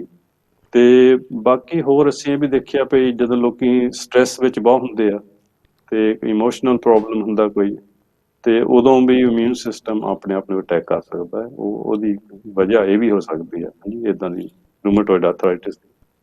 ਤੇ ਇੱਕ ਹੋਰ ਬੜੀ ਅਜੀਬ ਜਿਹੀ ਗੱਲ ਆ ਭਾਜੀ, ਵੀ ਅਸੀਂ ਕਈ ਲੋਕ ਆਰਥਰਾਈਟਿਸ ਵੱਲ ਠੀਕ ਕੀਤੇ, ਉਹਨਾਂ ਦੀ ਜੌਬ ਹੁੰਦੀ ਸੀਗੀ ਬਹੁਤ ਠੰਡੀ ਜਗ੍ਹਾ 'ਚ ਕੰਮ ਕਰਨੀ, ਹੂੰ ਜਿੱਦਾਂ ਫੂਡ ਪੈਕਿੰਗ ਕਰਦੇ ਹਨਾ, ਖਾਸ ਕਰਕੇ ਜਿੱਦਾਂ ਵੀ ਫਰੂਟ ਪੈਕਿੰਗ ਹੁੰਦਾ ਹੈ ਜਾਂ ਮੀਟ ਦਾ ਪੈਕਿੰਗ ਹੁੰਦਾ ਹੈ, ਉੱਥੇ ਠੰਡ ਬਹੁਤ ਹੁੰਦੀ ਹੈ, ਚਿਲਡ ਏਰੀਆ ਹੁੰਦਾ ਉਹਨੂੰ ਕਹਿੰਦੇ, ਜਾਂ ਵੇਅਰ ਹਾਊਸ ਹੁੰਦੇ ਜਿੱਥੇ, ਤੇ ਉੱਥੇ ਕੋਈ ਹੀਟਿੰਗ ਦਾ ਸਿਸਟਮ ਨਹੀਂ ਹੁੰਦਾ ਹੈਗਾ, ਤੇ ਹਮੇਸ਼ਾ ਠੰਡ ਰਹਿੰਦੀ ਉੱਥੇ। ਤੇ ਕਈ ਲੋਕੀ ਉਹਨਾਂ ਨੂੰ ਪਾਣੀ ਨਾਲ ਕੰਮ ਕਰਨਾ ਪੈਂਦਾ, ਪਾਣੀ 'ਚ ਹੱਥ ਪਾਉਣੇ ਪੈਂਦੇ ਆ ਬਹੁਤ ਵਾਰੀ, ਤੇ ਉੱਥੇ ਕੋਲਡ ਐਂਡ ਡੈਂਪ ਜਿਹੜਾ ਆ, ਇਹਦੇ ਨਾਲ ਵੀ ਰੂਮੇਟੋਇਡ ਆਰਥਰਾਈਟਿਸ ਅਸੀਂ ਦੇਖੀ ਸ਼ੁਰੂ ਹੋ ਜਾਂਦੀ ਹੈ। ਤੇ ਬਾਕੀ ਜਿਹੜਾ ਇਹ ਮੌਸਮ ਇਸ ਮੁਲਕ ਦਾ ਹੈ ਹਨਾ, ਉਹ ਵੀ ਸਾਡੇ ਲਈ ਇੱਥੇ ਠੀਕ ਨਹੀਂ ਗਾ, ਹਾਂਜੀ। ਤੇ ਸਾਡੇ ਸਰੀਰ ਨੂੰ ਐਕਚੁਅਲੀ ਚਾਹੀਦਾ ਹੁੰਦਾ ਡਰਾਈਨੈਸ ਜਾਂ ਹੀਟ ਚਾਹੀਦੀ ਆ, ਪਰ ਜਿੰਨਾ ਇੱਥੇ ਡੈਂਪ ਤੇ ਕੋਲਡ ਇਸ ਮੌਸਮ ਆ ਨਾ ਇਸ ਮੁਲਕ ਵਿੱਚ, ਉਹ ਵੀ ਆਰਥਰਾਈਟਿਸ ਦੇ ਜਿਹੜੇ ਪੇਸ਼ੈਂਟ ਉਹਨਾਂ ਲਈ ਚੰਗਾ ਨਹੀਂ ਹੈਗਾ, ਤੇ ਉਹਦੇ ਨਾਲ ਕਾਫੀ ਉਹਨਾਂ ਨੂੰ ਐਗਰੇਵੇਸ਼ਨ ਹੁੰਦਾ ਹੈ। ਤੇ ਜਦੋਂ ਗਰਮ ਮੁਲਕ ਵਿੱਚ ਜਾਂਦੇ ਆ ਤਾਂ ਉਹ ਥੋੜ੍ਹਾ ਜਿਹਾ ਬੈਟਰ ਫੀਲ ਕਰਦੇ ਉੱਥੇ। ਡਾਕਟਰ ਸਾਹਿਬ, ਜਿੱਦਾਂ ਹੁਣ ਨਾ ਇਹ ਆਪਾਂ ਵਿਟਾਮਿਨ ਸੀ ਦੀ ਗੱਲ ਕਰੀਏ ਜਾਂ ਵਿਟਾਮਿਨ ਡੀ ਦੀ ਗੱਲ ਕਰੀਏ, these are kind of supplements. ਬਾਕੀ ਜਿਹੜੇ ਤੁਸੀਂ ਦੱਸਦੇ ਸੀ ਹੋਮਿਓਪੈਥ ਜਾਂ ਦੂਜੀਆਂ ਹੈਗੀਆਂ ਨੇ ਦਵਾ ਵਗੈਰਾ, ਉਹ ਸਪਰੈਸ ਕਰ ਦਿੰਦੇ ਆ ਬਿਮਾਰੀ ਨੂੰ, ਲੇਕਿਨ ਬਿਮਾਰੀ ਜਾਂਦੀ ਨਹੀਂ ਹੈਗੀ। ਹੁਣ ਤੁਸੀਂ ਜਿਹੜੇ ਵੀ ਪੇਨ ਕਿਲਰ ਲੈ ਲਓ, ਕਿਸੇ ਵੀ ਤਰ੍ਹਾਂ ਦੀ ਤੁਹਾਨੂੰ ਤਕਲੀਫ ਹੈਗੀ ਆ, ਜੋ ਵੀ ਪੇਨ ਕਿਲਰ ਹੈਗਾ ਉਹ ਸਿਰਫ ਉਹ ਬਿਮਾਰੀ ਨੂੰ ਦਬਾ ਦਿੰਦੀ ਹੈ, ਲੇਕਿਨ ਉਹ ਬਿਮਾਰੀ ਜਾਂਦੀ ਨਹੀਂ ਹੈ। ਤੇ ਇਸ ਕਰਕੇ ਲੋਕਾਂ ਨੂੰ ਪਤਾ ਹੋਣਾ, ਜਦੋਂ ਤੁਸੀਂ ਦਵਾ ਲੈਂਦੇ ਹੋ ਡਾਕਟਰ ਕੋਲੋਂ ਕਿ ਮੈਨੂੰ ਮੈਂ ਅਨੀਮਿਕ ਹੈਗਾ, ਮੈਂ ਜਾਂ ਮੈਨੂੰ ਇਮਿਊਨ ਸਿਸਟਮ ਮੇਰਾ ਵੀਕ ਹੈਗਾ, ਉਹ ਤੁਹਾਨੂੰ ਪਤਾ ਹੋਣਾ ਚਾਹੀਦਾ ਕਿ ਤੁਹਾਨੂੰ ਕਿੱਦਾਂ ਦੀ ਦਵਾ ਮਿਲੀ ਹੈ, ਕਿ ਇਹ ਤੁਹਾਡੀ ਬਿਮਾਰੀ ਦਾ ਇਲਾਜ ਹੋ ਰਿਹਾ ਕਿ ਸਿਰਫ ਉਹਨੂੰ ਦਬਾਇਆ। ਡਾਕਟਰ ਜੀ, ਬੜੀ ਇੰਪੋਰਟੈਂਟ ਗੱਲ ਹੈਗੀ। ਹਾਂਜੀ ਹਾਂਜੀ, ਸੋ ਆਮ ਪਬਲਿਕ ਤਾਂ ਇਹੀ ਸਮਝਦੀ ਹੈ ਜਦੋਂ ਜੀਪੀ ਕੋ ਜਾਂਦੇ ਆ, ਵੀ ਜਿਹੜੀ ਉਹਨੇ ਦਵਾਈ ਦੇਣੀ ਆ ਉਹਨੇ ਉਹਨਾਂ ਨੂੰ ਠੀਕ ਕਰ ਦੇਣਾ, ਕਿਉਰ ਕਰ ਦੇਣਾ। ਬਿਲਕੁਲ। ਹਾਂਜੀ ਹਾਂਜੀ, ਉਹਨਾਂ ਦੀ ਸਮਝ ਵਿੱਚ ਤਾਂ ਇਹੀ ਆ, ਕਰਕੇ ਉਹਨਾਂ ਦਾ ਮੈਡੀਕਲ ਕੋਈ ਬੈਕਗਰਾਊਂਡ ਨਹੀਂ ਹੁੰਦਾ, ਨਾ ਉਹਨਾਂ ਦੀ ਕੋਈ ਇੱਦਾਂ ਦੀ ਪੜ੍ਹਾਈ ਹੁੰਦੀ ਆ ਬਿਮਾਰੀਆਂ ਬਾਰੇ। ਸੋ ਉਹ ਤਾਂ ਇਹ ਸਮਝਦੇ ਵੀ ਜੀਪੀ ਜਿਹੜੇ ਉਹ ਗੋਡ ਆ, ਤੇ ਜਿਹੜੀ ਉਹਨੇ ਦਵਾਈ ਦੇਣੀ ਉਹਨਾਂ ਨਾਲ ਉਹ ਠੀਕ ਹੋ ਜਾਣਾ। ਤੇ ਪਰ ਜਿੱਦਾਂ ਤੁਸੀਂ ਕਹਿੰਦੇ ਆ, ਜੇ ਤੁਸੀਂ ਪੜ੍ਹ ਕੇ ਦੇਖੋ ਉਹਨਾਂ ਦੀ ਲੀਫਲੇਟ ਵਿੱਚ ਕੀ ਲਿਖਿਆ ਹੁੰਦਾ, ਤੇ ਫਿਰ ਪਤਾ ਲੱਗਦਾ ਵੀ ਇਹ ਦਵਾਈਆਂ ਜਿਹੜੀਆਂ ਇਹ ਕਿਉਰ ਨਹੀਂ ਕਰ ਸਕਦੀਆਂ ਐਲੋਪੈਥਿਕ ਦਵਾਈਆਂ। ਹਾਂਜੀ, ਇਹ ਸਿਰਫ ਕੁਛ ਟਾਈਮ ਲਈ ਤੁਹਾਨੂੰ ਰਿਲੀਫ ਦਿੰਦੀਆਂ, ਜਿੱਦਾਂ ਤੁਸੀਂ ਪੇਨ ਕਿਲਰ ਖਾਂਦੇ ਆ ਤੇ ਉਹਨਾਂ 4-5 ਘੰਟੇ ਨਿਕਲ ਜਾਂਦੇ ਆ, ਤੁਹਾਡਾ ਪੇਨ ਜਿਹੜਾ ਕੰਮ ਹੋ ਜਾਂਦਾ ਹੈ। ਜਦੋਂ ਉਹਦਾ ਅਸਰ ਮੁੱਕ ਜਾਂਦਾ ਹੈ, ਪੇਨ ਵਾਪਸ ਆ ਜਾਂਦਾ ਹੈ, ਹਾਂਜੀ, ਫਿਰ ਦੁਬਾਰਾ ਇੱਕ ਹੋਰ ਡੋਜ਼ ਲੈਣਾ ਪੈਂਦਾ ਹੈ, ਤੇ ਫਿਰ ਇਹਨਾਂ ਦੇ ਸਾਈਡ ਇਫੈਕਟ ਕਾਫੀ ਹੁੰਦੇ ਆ, ਹਾਂਜੀ। ਤੇ ਕੋਈ ਨਾ ਕੋਈ ਜੇ ਇਹ ਤੁਹਾਨੂੰ ਬੈਨੀਫਿਟ ਕਰਦੇ ਆ ਤਾਂ ਇਹ ਨਾਲ ਕੋਈ ਨਾ ਕੋਈ ਨੁਕਸਾਨ ਵੀ ਕਰਦੇ ਆ।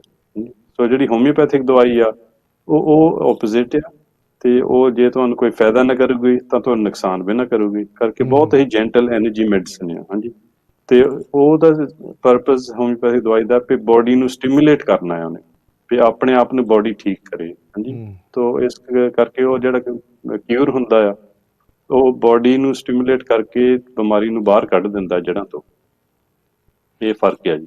ਡਾਕਟਰ ਸਾਹਿਬ, ਇੱਕ ਬੜੀ ਇੰਪੋਰਟੈਂਟ ਗੱਲ ਹੈ, ਜਦੋਂ ਵੀ ਤੁਸੀਂ ਕਿਸੇ ਵੀ ਤਰ੍ਹਾਂ ਦੀ ਮੈਡੀਸਨ ਖਾਂਦੇ ਹੋ, ਕੁਝ ਵੀ ਹੋਵੇ, ਉਹਦੇ ਵਿੱਚ ਇੱਕ ਪਰਚੀ ਹੁੰਦੀ ਹੈ ਜਿਹਦੇ 'ਚ ਲਿਖਿਆ ਹੁੰਦਾ ਹੈ ਕਿ ਕਦੋਂ ਖਾਣੀ, ਕਿੱਦਾਂ ਖਾਣੀ ਹੈ, ਕਿਹਦੇ ਨਾਲ ਖਾਣੀ ਹੈ, ਤੇ ਉਹਦੇ ਸਾਈਡ ਇਫੈਕਟ ਲਿਖੇ ਹੁੰਦੇ ਨੇ। ਮੈਨੂੰ ਲੱਗਦਾ ਮੈਜੋਰਿਟੀ, ਮੈਂ ਹੁਣ ਜੇ 80% ਜਾਂ 90% ਕਹਾਂ ਕਿ ਲੋਕ ਇੰਨੇ ਯੂਜ਼ਡ ਹੋ ਗਏ ਨੇ ਕਿਉਂਕਿ ਡਾਕਟਰ ਨੇ ਲਿਖੀ ਹੈ, ਫਾਰਮੇਸੀ ਤੋਂ ਤੁਸੀਂ ਦਵਾ ਚੁੱਕੀ ਸ਼ੁਰੂ ਕਰ ਦਿੰਦੇ ਹੋ। ਮੈਨੂੰ ਨਹੀਂ ਲੱਗਦਾ ਕਿ ਕੋਈ ਵੀ ਬੰਦਾ, ਤੁਸੀਂ ਉਹ ਜਿਹੜੀ ਚਿੱਠ ਅੰਦਰ ਤੁਸੀਂ ਪੜ੍ਹਦੇ ਹੋ, ਅਗਰ ਮੈਂ ਸਿੰਪਲ ਗੱਲ ਕਰਾਂ, ਜਿਹੜੀ ਪੇਨ ਕਿਲਰ ਹੈਗੇ ਤੁਸੀਂ ਉਹਨਾਂ ਦੇ ਪੜ੍ਹੋ, ਉਹਨਾਂ ਦੇ ਸਾਈਡ ਇਫੈਕਟ ਬਹੁਤ ਹੈਗੇ ਨੇ। ਡਾਕਟਰ ਸਾਹਿਬ, ਜੇ ਤੁਸੀਂ ਇੱਦਾਂ ਦੀ ਚੀਜ਼ਾਂ ਪੜ੍ਹ ਕੇ ਦਵਾਈ ਦੇਖੋ, ਉਹਦੇ ਇੰਨੇ ਸਾਈਡ ਇਫੈਕਟ ਹੈ, ਬੰਦਾ ਤਾਂ ਪਤਾ ਨਹੀਂ ਉਹਦਾ ਇਲਾਜ ਹੋਏਗਾ ਕਿ ਉਹ ਫਿਕਰ ਨਾਲ ਹੀ ਉਹਦੀ ਤਕਲੀਫ ਜ਼ਿਆਦਾ ਹੋ ਜਾਏਗੀ। ਹਾਂਜੀ ਹਾਂਜੀ ਜੀ, ਸੋ ਕਈ ਲੋਕਾਂ ਲਈ ਬੈਟਰ ਆ ਨਾ ਹੀ ਪੜ੍ਹਨ, ਕਰਕੇ ਉਹ ਤਾਂ ਪੜ੍ਹ ਕੇ ਡਰ ਜਾਣ ਹਨਾ। ਪਰ ਨਹੀਂ ਭਾਜੀ, ਉਹ ਤਾਂ ਬਿਲਕੁਲ। ਮੈਂ ਦੱਸਾਂ ਥੋੜ੍ਹੀ ਜਿਹੀ, ਹਾਂ, ਪਹਿਲਾਂ ਮੇਰੀ ਵੀ ਆਦਤ ਨਹੀਂ, ਥੋੜ੍ਹੀ ਜਿਹੀ ਹੁਣ ਪੜ੍ਹਨੇ ਸ਼ੁਰੂ ਕੀਤੇ ਨੇ। ਜਦੋਂ ਤੁਸੀਂ ਸਾਈਡ ਇਫੈਕਟ ਦੇਖਦੇ ਹੋ ਨਾ, ਤੇ ਇਨਫੈਕਟ ਮੈਨੂੰ ਲੱਗਦਾ ਜਿੱਥੇ ਕਾਮਨ ਹੁੰਦੇ ਸਾਈਡ ਇਫੈਕਟ ਉਹ ਦਿਖਦੇ ਨੇ, ਲੇਕਿਨ ਜਿਹੜਾ ਬੜਾ ਰੇਅਰ ਹੁੰਦਾ ਉਹਦੇ ਬਾਰੇ ਘੱਟ ਦੱਸਦੇ ਨੇ। ਹਾਂ, ਉਹ ਨਹੀਂ ਲਿਖਿਆ ਜਾਂਦਾ ਜੀ, ਕਿਉਂਕਿ ਜਿਹੜੀ ਲੀਫਲੇਟ ਹੈ ਉਹਦੇ ਵਿੱਚ ਇੰਨਾ ਕਿ ਲਿਮਟਿਡ ਜਿਹਾ ਸਪੇਸ ਹੁੰਦਾ ਹੈ, ਤੇ ਸਭ ਕੁਝ ਨਹੀਂ ਲਿਖ ਸਕਦੇ, ਉਹ ਵੀ ਠੀਕ ਆ। ਪਰ ਜਿਹੜੇ ਰੇਅਰ ਸਿੰਪਟਮਸ ਹੁੰਦੇ ਆ, ਸਾਈਡ ਇਫੈਕਟਸ, ਉਹ ਨਹੀਂ ਲਿਖਦੇ ਵਿੱਚ। ਜਿਹੜੇ ਬਹੁਤ ਜ਼ਿਆਦਾ ਕਾਮਨ ਹੁੰਦੇ ਆ, ਜਿਹੜੇ ਜਦੋਂ ਟੈਸਟ ਕਰਦੇ ਆ ਜਾਂ ਕੋਈ ਰਿਪੋਰਟ ਆਉਂਦੀ ਆ, ਜਿਹੜੇ ਜ਼ਿਆਦਾ ਲੋਕਾਂ ਨੂੰ ਹੁੰਦੇ, ਉਹੀ ਸਿਰਫ ਲਿਖਦੇ ਆ। ਬਿਲਕੁਲ। ਸੋ ਹੋ ਸਕਦਾ ਵੀ ਤੁਹਾਨੂੰ ਵੀ ਕੋਈ ਰੇਅਰ ਸਾਈਡ ਇਫੈਕਟ ਹੋਇਆ ਹੋਵੇ, ਪਰ ਉਹਦਾ ਨਹੀਂ ਪਤਾ ਲੱਗਦਾ, ਹਾਂਜੀ, ਵੀ ਉਹ ਇਸੇ ਦਵਾਈ ਤੇ ਸੀ, ਨਹੀਂ ਲਿਖਿਆ ਸੀ ਉਹਦੇ ਵਿੱਚ। ਪਰ ਡਾਕਟਰ ਸਾਹਿਬ, ਜੇ ਤੁਸੀਂ ਪੜ੍ਹਨਾ ਸ਼ੁਰੂ ਕਰੋ ਨਾ, ਤੁਹਾਨੂੰ ਰੀਅਲੀ ਤੁਹਾਡੀ ਅੱਖਾਂ ਖੁੱਲ੍ਹ ਜਾਂਦੀਆਂ। ਹੁਣ ਕਿੰਨੀ ਮੈਂ ਜੇ ਸਿੰਪਲ ਗੱਲ ਕਰਾਂ ਕਿ ਜਿਹੜੀ ਮੈਡੀਸਨ ਹੈਗੀ ਆ, ਤੁਸੀਂ ਡਰੋਜ਼ੀ ਫੀਲ ਕਰਦੇ ਹੋ, ਉੱਥੇ ਲਿਖਿਆ ਕਿ ਤੁਸੀਂ ਡਰਾਈਵਿੰਗ ਨਾ ਕਰੋ, ਤੁਸੀਂ ਕੋਈ ਮਸ਼ੀਨਰੀ ਨਾ ਚਲਾਓ, ਤੇ ਅਸੀਂ ਬੰਦੇ ਉਹ ਸਾਰਾ ਕੁਝ ਇਗਨੋਰ ਕਰਕੇ ਜਿਹੜੇ ਰਿਸਕ ਲਿਖੇ ਅਸੀਂ ਸਭ ਕੁਝ ਕਰਦੇ ਹਾਂ। ਹਾਂਜੀ ਹਾਂਜੀ ਦੈਟਸ ਰਾਈਟ। ਕਰਕੇ ਅਸੀਂ ਲੀਫਲੇਟ ਪੜ੍ਹਦੇ ਨਹੀਂ ਹੈਗੇ ਉੱਤੇ, ਜੇ ਪੜ੍ਹਦੇ ਤਾਂ ਅਮਲ ਨਹੀਂ ਕਰਦੇ ਹੈਗੇ। ਤੇ ਪਰ ਉਹਨਾਂ ਨੂੰ ਲਿਖਣਾ ਤਾਂ ਪੈਂਦਾ ਹੀ ਆ ਬਾਈ ਲੋ। ਹਾਂਜੀ, ਕਿਉਂਕਿ ਹੁਣ ਜਿਹੜੀ ਕੋਈ ਦਵਾਈ ਆ ਤੇ ਉਹਦੇ ਵਿੱਚ ਥੋੜਾ ਜਿਹਾ ਨਸ਼ਾ ਹੈਗਾ, ਉਹਨਾਂ ਡਰਾਊਜ਼ੀ ਫੀਲ ਕਰਦੇ ਆ। ਤੁਸੀਂ ਇੱਕ ਕਾਰ ਚਲਾਉਣ ਲੱਗ ਪਏ, ਤੁਹਾਨੂੰ ਨੀਂਦ ਆ ਗਈ ਤੇ ਤੁਸੀਂ ਤਾਂ ਐਕਸੀਡੈਂਟ ਕਰ ਸਕਦੇ ਆ। ਹਾਂਜੀ, ਜਾਂ ਤੁਸੀਂ ਕੰਮ ਤੇ ਚਲੇ ਗਏ, ਕੋਈ ਤੁਸੀਂ ਮਸ਼ੀਨ ਆਪਰੇਟ ਕਰਦੇ ਆ, ਉੱਥੇ ਤੁਸੀਂ ਆਪਣੇ ਆਪ ਨੂੰ ਕੋਈ ਡੈਮੇਜ ਕਰ ਸਕਦੇ ਜਾਂ ਹੋਰ ਕਿਸੇ ਨੂੰ ਕਰ ਸਕਦੇ ਆ ਜੇ ਮਸ਼ੀਨਰੀ ਗਲਤ ਚੱਲ ਗਈ। ਡਾਕਟਰ ਸਾਹਿਬ, ਸਭ ਤੋਂ ਪਹਿਲਾਂ ਜਦੋਂ ਵੀ ਕੋਈ ਆਪਣਾ ਬਾਕਸ ਖੋਲਦੇ ਨੇ, ਦਵਾਈ ਲੈਣ ਲੱਗੇ, ਸਭ ਤੋਂ ਪਹਿਲਾਂ ਉਹ ਚਿੱਠੀ ਕੱਢ ਕੇ ਬਿੰਚ ਪਾਉਂਦੇ ਨੇ, ਫਿਰ ਦਵਾਈ ਖਾ ਲੈਂਦੇ ਨੇ। ਚਲੋ ਆਪੋ ਆਪਣੀ ਆਦਤ, ਪਰ ਮੈਂ ਕੋਸ਼ਿਸ਼ ਕਰਾਂਗਾ, ਤੁਹਾਨੂੰ ਹਮੇਸ਼ਾ ਕਹਾਂਗਾ ਕਿ ਪਲੀਜ਼ ਸਭ ਤੋਂ ਪਹਿਲਾਂ ਇੰਪੋਰਟੈਂਟ ਡਾਕਟਰ ਨੂੰ ਪੁੱਛੋ ਇਹ ਮੈਂ ਕਿਉਂ ਖਾ ਰਿਹਾ, ਕਾਹਤੇ ਖਾ ਰਿਹਾ, ਇਹ ਮੇਰਾ ਇਲਾਜ ਹੋ ਰਿਹਾ ਕਿ ਸਿਰਫ ਬਿਮਾਰੀ ਦਬੀ ਜਾ ਰਹੀ ਹੈ। ਹੋਮਿਓਪੈਥ ਦਾ ਦੇਖੋ, ਜਿੱਦਾਂ ਵੀ ਤੁਸੀਂ ਚਾਹੁੰਦੇ ਹੋ, ਹਰ ਵਿਸ਼ੇ ਆਪਣੇ ਡਾਕਟਰ ਨੂੰ ਪੁੱਛ ਕੇ ਨਵੀਂ ਦਵਾ ਸ਼ੁਰੂ ਕਰੋ। ਡਾਕਟਰ ਸਾਹਿਬ, ਹੁਣ ਜੇ ਮੈਂ ਇਮਿਊਨ ਸਿਸਟਮ ਤੇ ਵਾਪਸ ਆਵਾਂ, ਕਿਹੜੀ ਖੁਰਾਕ, ਪਹਿਲਾਂ ਤਾਂ ਤੁਸੀਂ ਵਿਟਾਮਿਨ ਸੀ, ਵਿਟਾਮਿਨ ਡੀ ਦੀ ਗੱਲ ਕਰਦੇ ਆ, ਕਿਸ ਤਰ੍ਹਾਂ ਦੀ ਖੁਰਾਕ ਹੈਗੀ ਹੈ ਕਿ ਜਿਹਦੇ ਨਾਲ ਤੁਸੀਂ, ਅਗਰ ਤੁਸੀਂ ਬਚਪਨ 'ਚ ਨਹੀਂ ਕੀਤਾ, ਹੁਣ ਤੁਸੀਂ 50 55 60 ਸਾਲ ਦੇ ਹੋ ਗਏ ਹੋ, ਹੋਰ ਬਹੁਤ ਸਾਰੀਆਂ ਬਿਮਾਰੀਆਂ, ਤੁਸੀਂ ਰਿਸਟ੍ਰਿਕਟਡ ਹੋ ਜਾਂਦੇ ਹੋ, ਕੀ ਖਾ ਸਕਦੇ ਕੀ ਨਹੀਂ ਖਾ ਸਕਦੇ, ਕਿਸੇ ਨੂੰ ਡਾਇਬੀਟੀਜ਼ ਵਗੈਰਾ ਹੁੰਦੀ ਹੈ, ਉਹਦੀ ਰਿਸਟ੍ਰਿਕਸ਼ਨ ਹੁੰਦੀ ਹੈ, ਉਹ ਹੁਣ ਕੀ ਕਰ ਸਕਦੇ ਨੇ, ਕਿੱਦਾਂ ਦਾ ਫੂਡ ਐਟਲੀਸਟ ਚੇਂਜ ਕਰ ਸਕਦੇ ਨੇ ਤਾਂ ਕਿ ਉਹਨਾਂ ਦਾ ਇਮਿਊਨ ਸਿਸਟਮ ਬਿਲਡ ਹੋਵੇ? ਹਾਂਜੀ ਭਾਜੀ, ਸੋ ਬੇਸਿਕਲੀ ਇਹੀ ਅਸੀਂ ਕਹੀਦਾ ਵੀ ਤੁਸੀਂ ਫਰੂਟ ਜ਼ਰੂਰ ਖਾਓ। ਹਾਂਜੀ, ਤੇ ਸਬਜ਼ੀਆਂ ਜ਼ਰੂਰ ਖਾਓ, ਤੇ ਖਾਸ ਕਰਕੇ ਜੇ ਤੁਹਾਨੂੰ ਪਚਦਾ ਆ ਤਾਂ ਔਰੇਂਜ ਖਾਓ। ਹਾਂਜੀ, ਵੈਰੀ ਹਾਈ ਵਿਟਾਮਿਨ ਸੀ ਹੁੰਦਾ ਔਰੇਂਜ ਵਿੱਚ। ਤੇ ਬਲੂਬੇਰੀਜ਼ ਜਿਹੜੀਆਂ ਉਹ ਜ਼ਰੂਰ ਖਾਓ, ਐਂਟੀਆਕਸੀਡੈਂਟ। ਤੇ ਔਰੇਂਜ ਤਾਂ ਹਰੇਕ ਨੂੰ ਨਹੀਂ ਪਚਦਾ ਹੈਗਾ, ਕਿਉਂਕਿ ਜਿਨ੍ਹਾਂ ਦਾ ਠੰਡਾ ਤਸੀਰ ਆ ਉਹਨਾਂ ਨੂੰ ਔਰੇਂਜ ਜਿਹੜਾ ਆ ਉਹਦੇ ਨਾਲ ਦਰਦ ਪੈਣ ਲੱਗ ਪੈਂਦੇ, ਸੋ ਹਰੇਕ ਨਹੀਂ ਔਰੇਂਜ ਖਾ ਸਕਦਾ। ਤੇ ਹੋਰ ਬਹੁਤ ਸਾਰੇ ਫਰੂਟ ਹੈਗੇ ਆ, ਤੁਸੀਂ ਐਕਸਪੈਰੀਮੈਂਟ ਕਰੋ, ਜਿਹੜਾ ਤੁਹਾਨੂੰ ਪਚਦਾ ਫਰੂਟ ਉਹ ਜ਼ਰੂਰ ਖਾਓ। ਹਾਂਜੀ, ਤੇ ਬਾਕੀ ਜਿਹੜੀਆਂ ਸਬਜ਼ੀਆਂ ਆ ਜਿੱਦਾਂ ਹੋਈ ਬਰੋਕਲੀ, ਕੇਲ, ਸਪਿਨਚ, ਇਹਨਾਂ 'ਚ very high content of antioxidants ਤੇ ਵਿਟਾਮਿਨ ਸੀ ਹੈਗਾ ਆ, ਤੇ ਇਹ ਜ਼ਰੂਰੀ ਆ। ਬੈਲ ਪੈਪਰਸ ਵੀ ਬਹੁਤ ਅੱਛੇ ਆ। ਤੇ ਜਿਹੜੀਆਂ ਵੀ ਫਰੂਟਸ ਜਾਂ ਸਬਜ਼ੀਆਂ ਜਿਨ੍ਹਾਂ ਦੇ ਵਿੱਚ ਬ੍ਰਾਈਟ ਕਲਰ ਹੁੰਦੇ ਆ ਨਾ, ਤੇ ਉਹ ਬ੍ਰਾਈਟ ਕਲਰ ਉਹਦੇ 'ਚ ਕੋਈ ਇੱਕ ਕੰਪਾਊਂਡ ਹੁੰਦੇ, ਐਂਥੋਸਾਇਆਨਿਨਸ ਕਹਿੰਦੇ ਇਹਨਾਂ ਨੂੰ, ਤੇ ਬਹੁਤ ਸਟਰੋਂਗ ਐਂਟੀਆਕਸੀਡੈਂਟਸ ਗਿਣੇ ਜਾਂਦੇ ਆ, ਇਹ ਸਿਹਤ ਲਈ ਬਹੁਤ ਹੀ ਅੱਛੇ ਆ। ਸੋ ਇਹ ਸਾਰੇ ਫਰੈਸ਼ ਚੀਜ਼ਾਂ ਜ਼ਰੂਰੀ ਖਾਣੀਆਂ ਚਾਹੀਦੀਆਂ।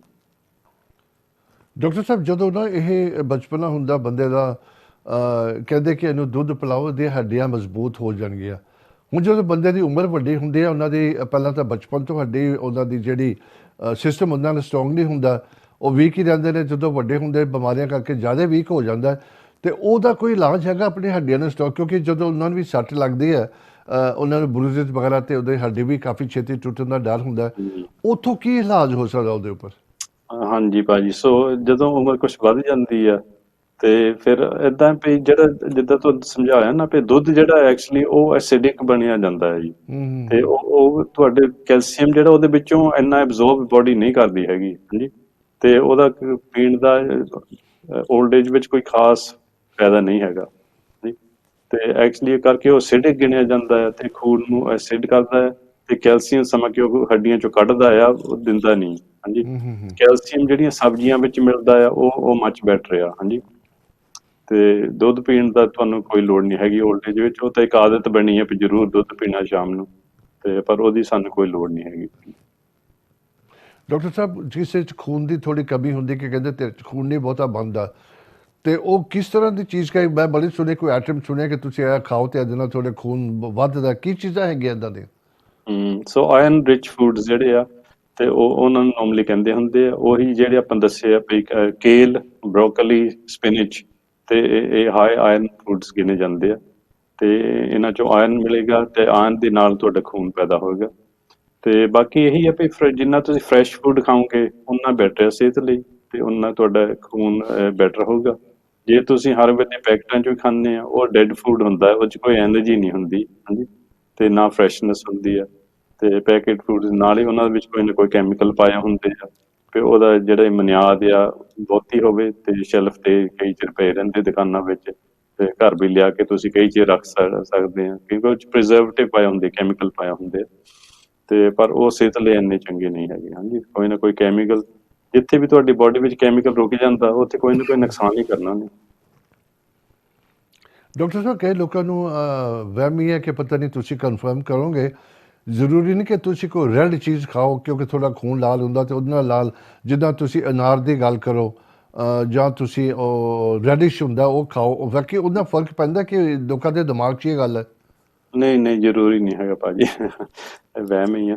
ਤੇ ਕਰਕੇ ਖੂਨ ਰੈੱਡ ਹੁੰਦਾ ਤੇ ਮਤਲਬ ਜ਼ਰੂਰੀ ਨਹੀਂ ਹੈ ਵੀ ਤੇ ਰੈੱਡ ਫੂਡ ਦੇ ਨਾਲ ਹੀ ਖੂਨ ਬਣੇਗਾ।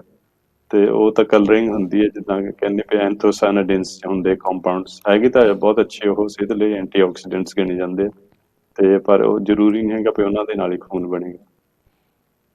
ਡਾਕਟਰ ਸਾਹਿਬ 3-4 ਮਿੰਟ 4 ਮਿੰਟ ਰਹਿੰਦੇ ਨੇ, ਮੈਂ ਚਾਹਾਂਗਾ ਕਿ ਤੁਸੀਂ ਇੱਕ ਦਫਾ ਓਵਰਵਿਊ ਇਮਿਊਨ ਸਿਸਟਮ ਦੀ ਥੋੜ੍ਹਾ ਬਹੁਤਾ ਫਿਰ ਦੱਸ ਦੇਵੋ, ਖੁਰਾਕ ਬਾਰੇ ਦੱਸ ਦੇਵੋ, ਜੇ ਉਹਨਾਂ ਦੀ ਕੁਛ ਜ਼ਿਆਦਾ ਨਹੀਂ ਉਹਨਾਂ ਦਾ ਫਰਕ ਪੈ ਰਿਹਾ, ਉਹਨਾਂ ਨੂੰ ਕੀ ਕਰਨਾ ਚਾਹੀਦਾ, ਕਿ they only have to have vitamin D ਦੇ ਇੰਜੈਕਸ਼ਨ ਲੈਣੇ ਪੈਣਗੇ, ਕੀ ਉਹਨਾਂ ਦਾ ਹੋ ਸਕਦਾ?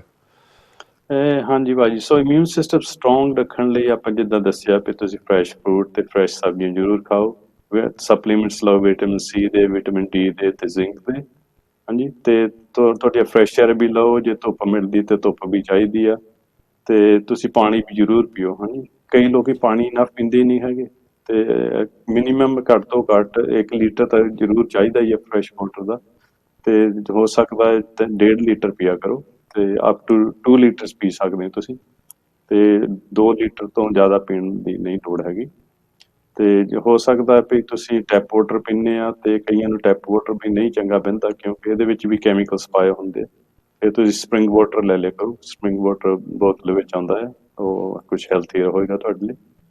ਤੇ ਬਾਕੀ ਜੇ ਤੁਹਾਨੂੰ ਰੀਕਰੈਂਟ ਇਨਫੈਕਸ਼ਨਸ ਹੋਏ ਰਹਿੰਦੇ ਆ, ਤੇ ਇਹਦਾ ਮਤਲਬ ਹੈਗਾ ਵੀ ਤੁਹਾਨੂੰ ਕੋਈ ਨਾ ਕੋਈ ਐਕਸ਼ਨ ਲੈਣਾ ਚਾਹੀਦਾ ਹੈ। ਇਹਦਾ ਮਤਲਬ ਤੁਹਾਡਾ ਇਮਿਊਨ ਸਿਸਟਮ ਜਿਹੜਾ ਉਹ ਫੁੱਲੀ ਨਹੀਂ ਕੰਮ ਕਰ ਰਿਹਾ। ਹਾਂਜੀ, ਤੇ ਜੇ ਤੁਸੀਂ ਐਂਟੀਬਾਇਓਟਿਕਸ ਤੇ ਡਿਪੈਂਡ ਕਰੀ ਜਾਂਦੇ ਆ, ਤੇ ਉਹ ਫਿਰ ਇਮਿਊਨ ਸਿਸਟਮ ਤਾਂ ਚੱਲਦਾ ਹੀ ਨਹੀਂ ਹੈਗਾ, ਉਹਨੂੰ ਸਟਿਮੂਲਸ ਮਿਲਦਾ ਹੀ ਨਹੀਂ ਹੈਗਾ। ਤੇ ਕਿਉਂਕਿ ਉਹ ਨਾ ਕਮਜ਼ੋਰ ਹੋਈ ਜਾਂਦਾ, ਇਮਿਊਨ ਸਿਸਟਮ ਲੇਜ਼ੀ ਹੋਈ ਜਾਂਦਾ ਹੈ। ਤੇ ਹਰ ਵੇਲੇ ਤੁਸੀਂ ਮਾੜੀ ਜਿਹੀ ਵੀ ਚੀਜ਼ ਗੱਲ ਹੁੰਦੀ ਹੈ, ਤੁਸੀਂ ਉਸੇ ਵੇਲੇ ਜਾ ਕੇ ਜੀਪੀ ਤੋਂ ਐਂਟੀਬਾਇਓਟਿਕਸ ਲੈ ਆਉਂਦੇ ਆ। ਤੇ ਐਂਟੀਬਾਇਓਟਿਕਸ ਦੇ ਵੀ ਆਪਣੇ ਸਾਈਡ ਇਫੈਕਟ ਹੁੰਦੇ ਹੈਗੇ ਆ, ਕਿਉਂਕਿ ਐਂਟੀਬਾਇਓਟਿਕਸ ਜਿਹੜੇ ਆ ਇਹ ਬੈਡ ਬੈਕਟੀਰੀਆ ਨੂੰ ਵੀ ਮਾਰਦੇ ਆ, ਪਰ ਅਨਫੋਰਚੂਨੇਟਲੀ ਤੁਹਾਡੇ ਜਿਹੜੇ ਗੁੱਡ ਬੈਕਟੀਰੀਆ ਉਹ ਵੀ ਨਾਲ ਹੀ ਮਰ ਜਾਂਦੇ ਆ। ਤੇ ਅੰਦਰਾਂ ਦੇ ਵਿੱਚ ਗੁੱਡ ਬੈਕਟੀਰੀਆ ਵੀ ਹੁੰਦੇ ਜਿਹੜੇ ਤੁਹਾਡੇ ਹੈਲਪ ਕਰਦੇ ਆ, ਵਿਟਾਮਿਨਸ ਬਣਾਉਂਦੇ ਆ, ਡਾਈਜੈਸਸ਼ਨ ਦਾ ਹੈਲਪ ਕਰਦੇ ਆ। ਤੇ ਐਂਟੀਬਾਇਓਟਿਕਸ ਉਹਨਾਂ ਨੂੰ ਵੀ ਵਾਈਪ ਆਊਟ ਕਰ ਦਿੰਦੇ ਆ। ਡਾਕਟਰ ਸਾਹਿਬ, ਅਸੀਂ ਐਂਟੀਬਾਇਓਟਿਕ ਜਿਹੜੀ ਹੁੰਦੀ ਹੈ ਜਦੋਂ ਤੁਸੀਂ ਖਾਂਦੇ ਹੋ ਉਹਨੂੰ ਇਮਿਊਨ ਸਿਸਟਮ ਬਿਲਡ ਕਰਨ ਦਾ ਤੁਸੀਂ ਕਾਫੀ ਵੀਕ ਹੋ ਜਾਂਦੇ ਹੋ, ਕਿਉਂਕਿ ਆਈ ਡੋਨਟ ਨੋ ਤੁਸੀਂ ਥੋੜ੍ਹਾ ਬਹੁਤਾ ਦੱਸਿਆ, ਤੇ ਉਹ ਇਹ ਕੀ ਕਰਦੀ ਹੈ ਐਕਚੁਅਲੀ ਬੋਡੀ ਦੇ ਵਿੱਚ ਜਾ ਕੇ? ਇਹ ਫਾਈਟ ਵੀ ਕਰਦੀ ਹੈ, ਜਿੱਦਾਂ ਤੁਸੀਂ ਕਿਹਾ ਜਿਹੜੇ ਅੱਛੇ ਸੈੱਲ ਉਹਨਾਂ ਨੂੰ ਵੀ ਮਾਰ ਦਿੰਦੀ ਹੈ। ਸੋ ਵਾਈ ਡੂ ਵੀ ਫਿਰ ਕਿਉਂ ਖਾਂਦੇ ਅਸੀਂ ਐਂਟੀਬਾਇਓਟਿਕਸ ਵਗੈਰਾ? ਇਹ ਤਾਂ ਇੱਕ ਸਿਸਟਮ, ਐਲੋਪੈਥਿਕ ਸਿਸਟਮ ਬਣ ਚੁੱਕਾ ਹੈ ਵੀ ਜੇ ਕੁਇਕ ਰਿਜ਼ਲਟ ਲੈਣਾ ਹੈ, ਕੋਈ ਇਨਫੈਕਸ਼ਨ ਹੋਇਆ ਤਾਂ ਐਂਟੀਬਾਇਓਟਿਕ ਖਾ ਲਓ। ਇਹ ਬਹੁਤ ਈਜ਼ੀ ਸਿਸਟਮ ਹੈ ਹਨਾ, ਵੀ ਤੁਹਾਨੂੰ ਕਿਤੇ ਇਨਫੈਕਸ਼ਨ ਹੋਇਆ, ਮਾੜਾ ਮੋਟਾ ਐਂਟੀਬਾਇਓਟਿਕ ਖਾ ਲਓ, ਜਲਦੀ ਠੀਕ ਹੋ ਜਾਓਗੇ। ਤੇ ਐਂਟੀਬਾਇਓਟਿਕ ਜਿਹੜਾ ਐਕਚੁਅਲੀ ਜਾ ਕੇ ਜਿਹੜੇ ਬੈਕਟੀਰੀਆ ਦਾ ਸੈੱਲ ਵਾਲ ਹੁੰਦਾ ਹੈ ਨਾ, ਉਹਨੂੰ ਡਿਸਟਰਬਟ ਕਰ ਦਿੰਦਾ, ਉਹਨੂੰ ਬ੍ਰੇਕ ਕਰ ਦਿੰਦਾ, ਤਾਂ ਉਹ ਬੈਕਟੀਰੀਆ ਮਰ ਜਾਂਦਾ ਉੱਥੇ ਦੀ ਉੱਥੇ। ਤੇ ਸੋ ਕੁਇਕ ਐਕਸ਼ਨ ਹੈਗਾ ਇਹਦਾ, ਤੇ ਥੋੜੇ ਦਿਨ ਖਾਣੀ ਪੈਂਦੀ ਹੈ ਐਂਟੀਬਾਇਓਟਿਕ, ਤੇ ਇਨਫੈਕਸ਼ਨ ਤੁਹਾਡਾ ਖਤਮ ਹੋ ਜਾਂਦਾ ਹੈ। ਪਰ ਜੇ ਤੁਹਾਡਾ ਸਿਸਟਮ ਹੀ ਇਦਾਂ ਦਾ, ਇਮਿਊਨ ਸਿਸਟਮ ਖਰਾਬ ਹੈਗਾ ਹੈ, ਕਮਜ਼ੋਰ ਹੈਗਾ ਹੈ, ਉਹ ਫਿਰ ਤੁਹਾਨੂੰ ਦੁਬਾਰਾ ਫਿਰ ਇਨਫੈਕਸ਼ਨ ਹੋ ਜਾਣਾ ਹਨਾ। ਸੋ ਇਹ ਕੰਪਲੀਟ ਆਨਸਰ ਤਾਂ ਹੈ ਹੀ ਨਹੀਂਗਾ।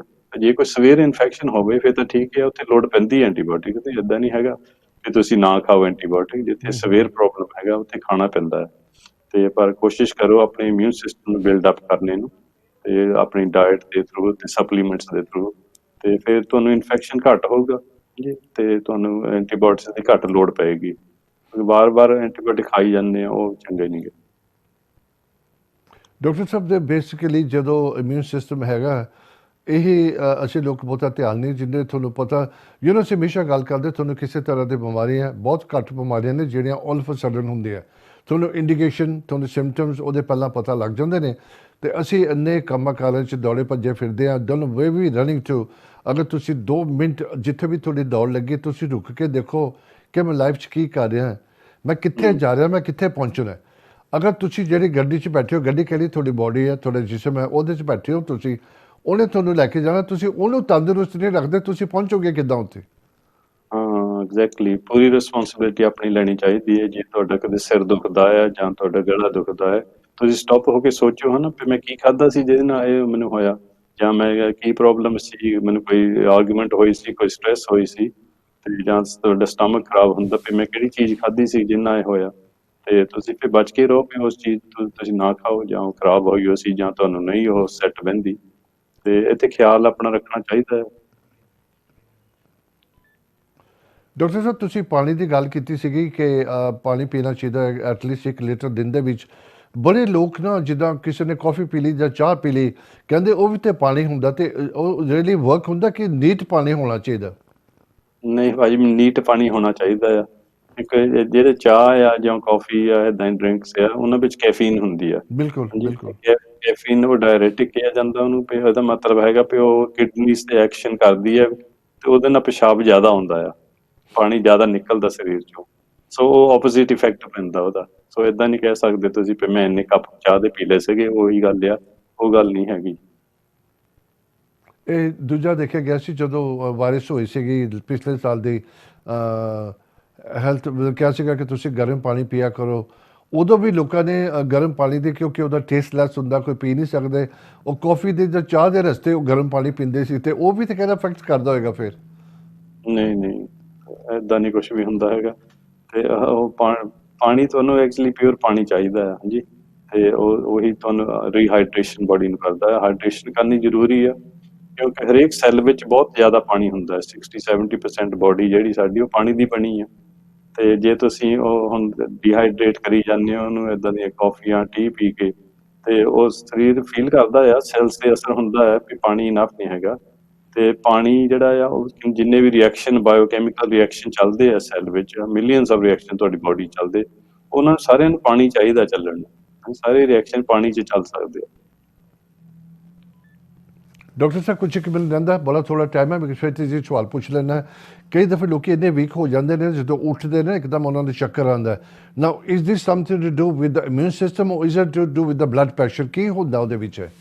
ਨਹੀਂ, ਇੱਕਦਮ ਜਿਹੜਾ ਉੱਠਣਾ ਤੇ ਚੱਕਰ ਆਉਂਦਾ ਉਹ ਨੋਰਮਲੀ ਹੁੰਦਾ ਬਲੱਡ ਪ੍ਰੈਸ਼ਰ ਦਾ ਪ੍ਰੋਬਲਮ ਹੁੰਦਾ। ਇੱਕਦਮ ਬਲੱਡ ਪ੍ਰੈਸ਼ਰ ਤੁਹਾਡਾ ਘਟ ਜਾਂਦਾ ਆ ਤੇ ਤੁਹਾਨੂੰ ਚੱਕਰ ਆ ਜਾਂਦਾ ਆ।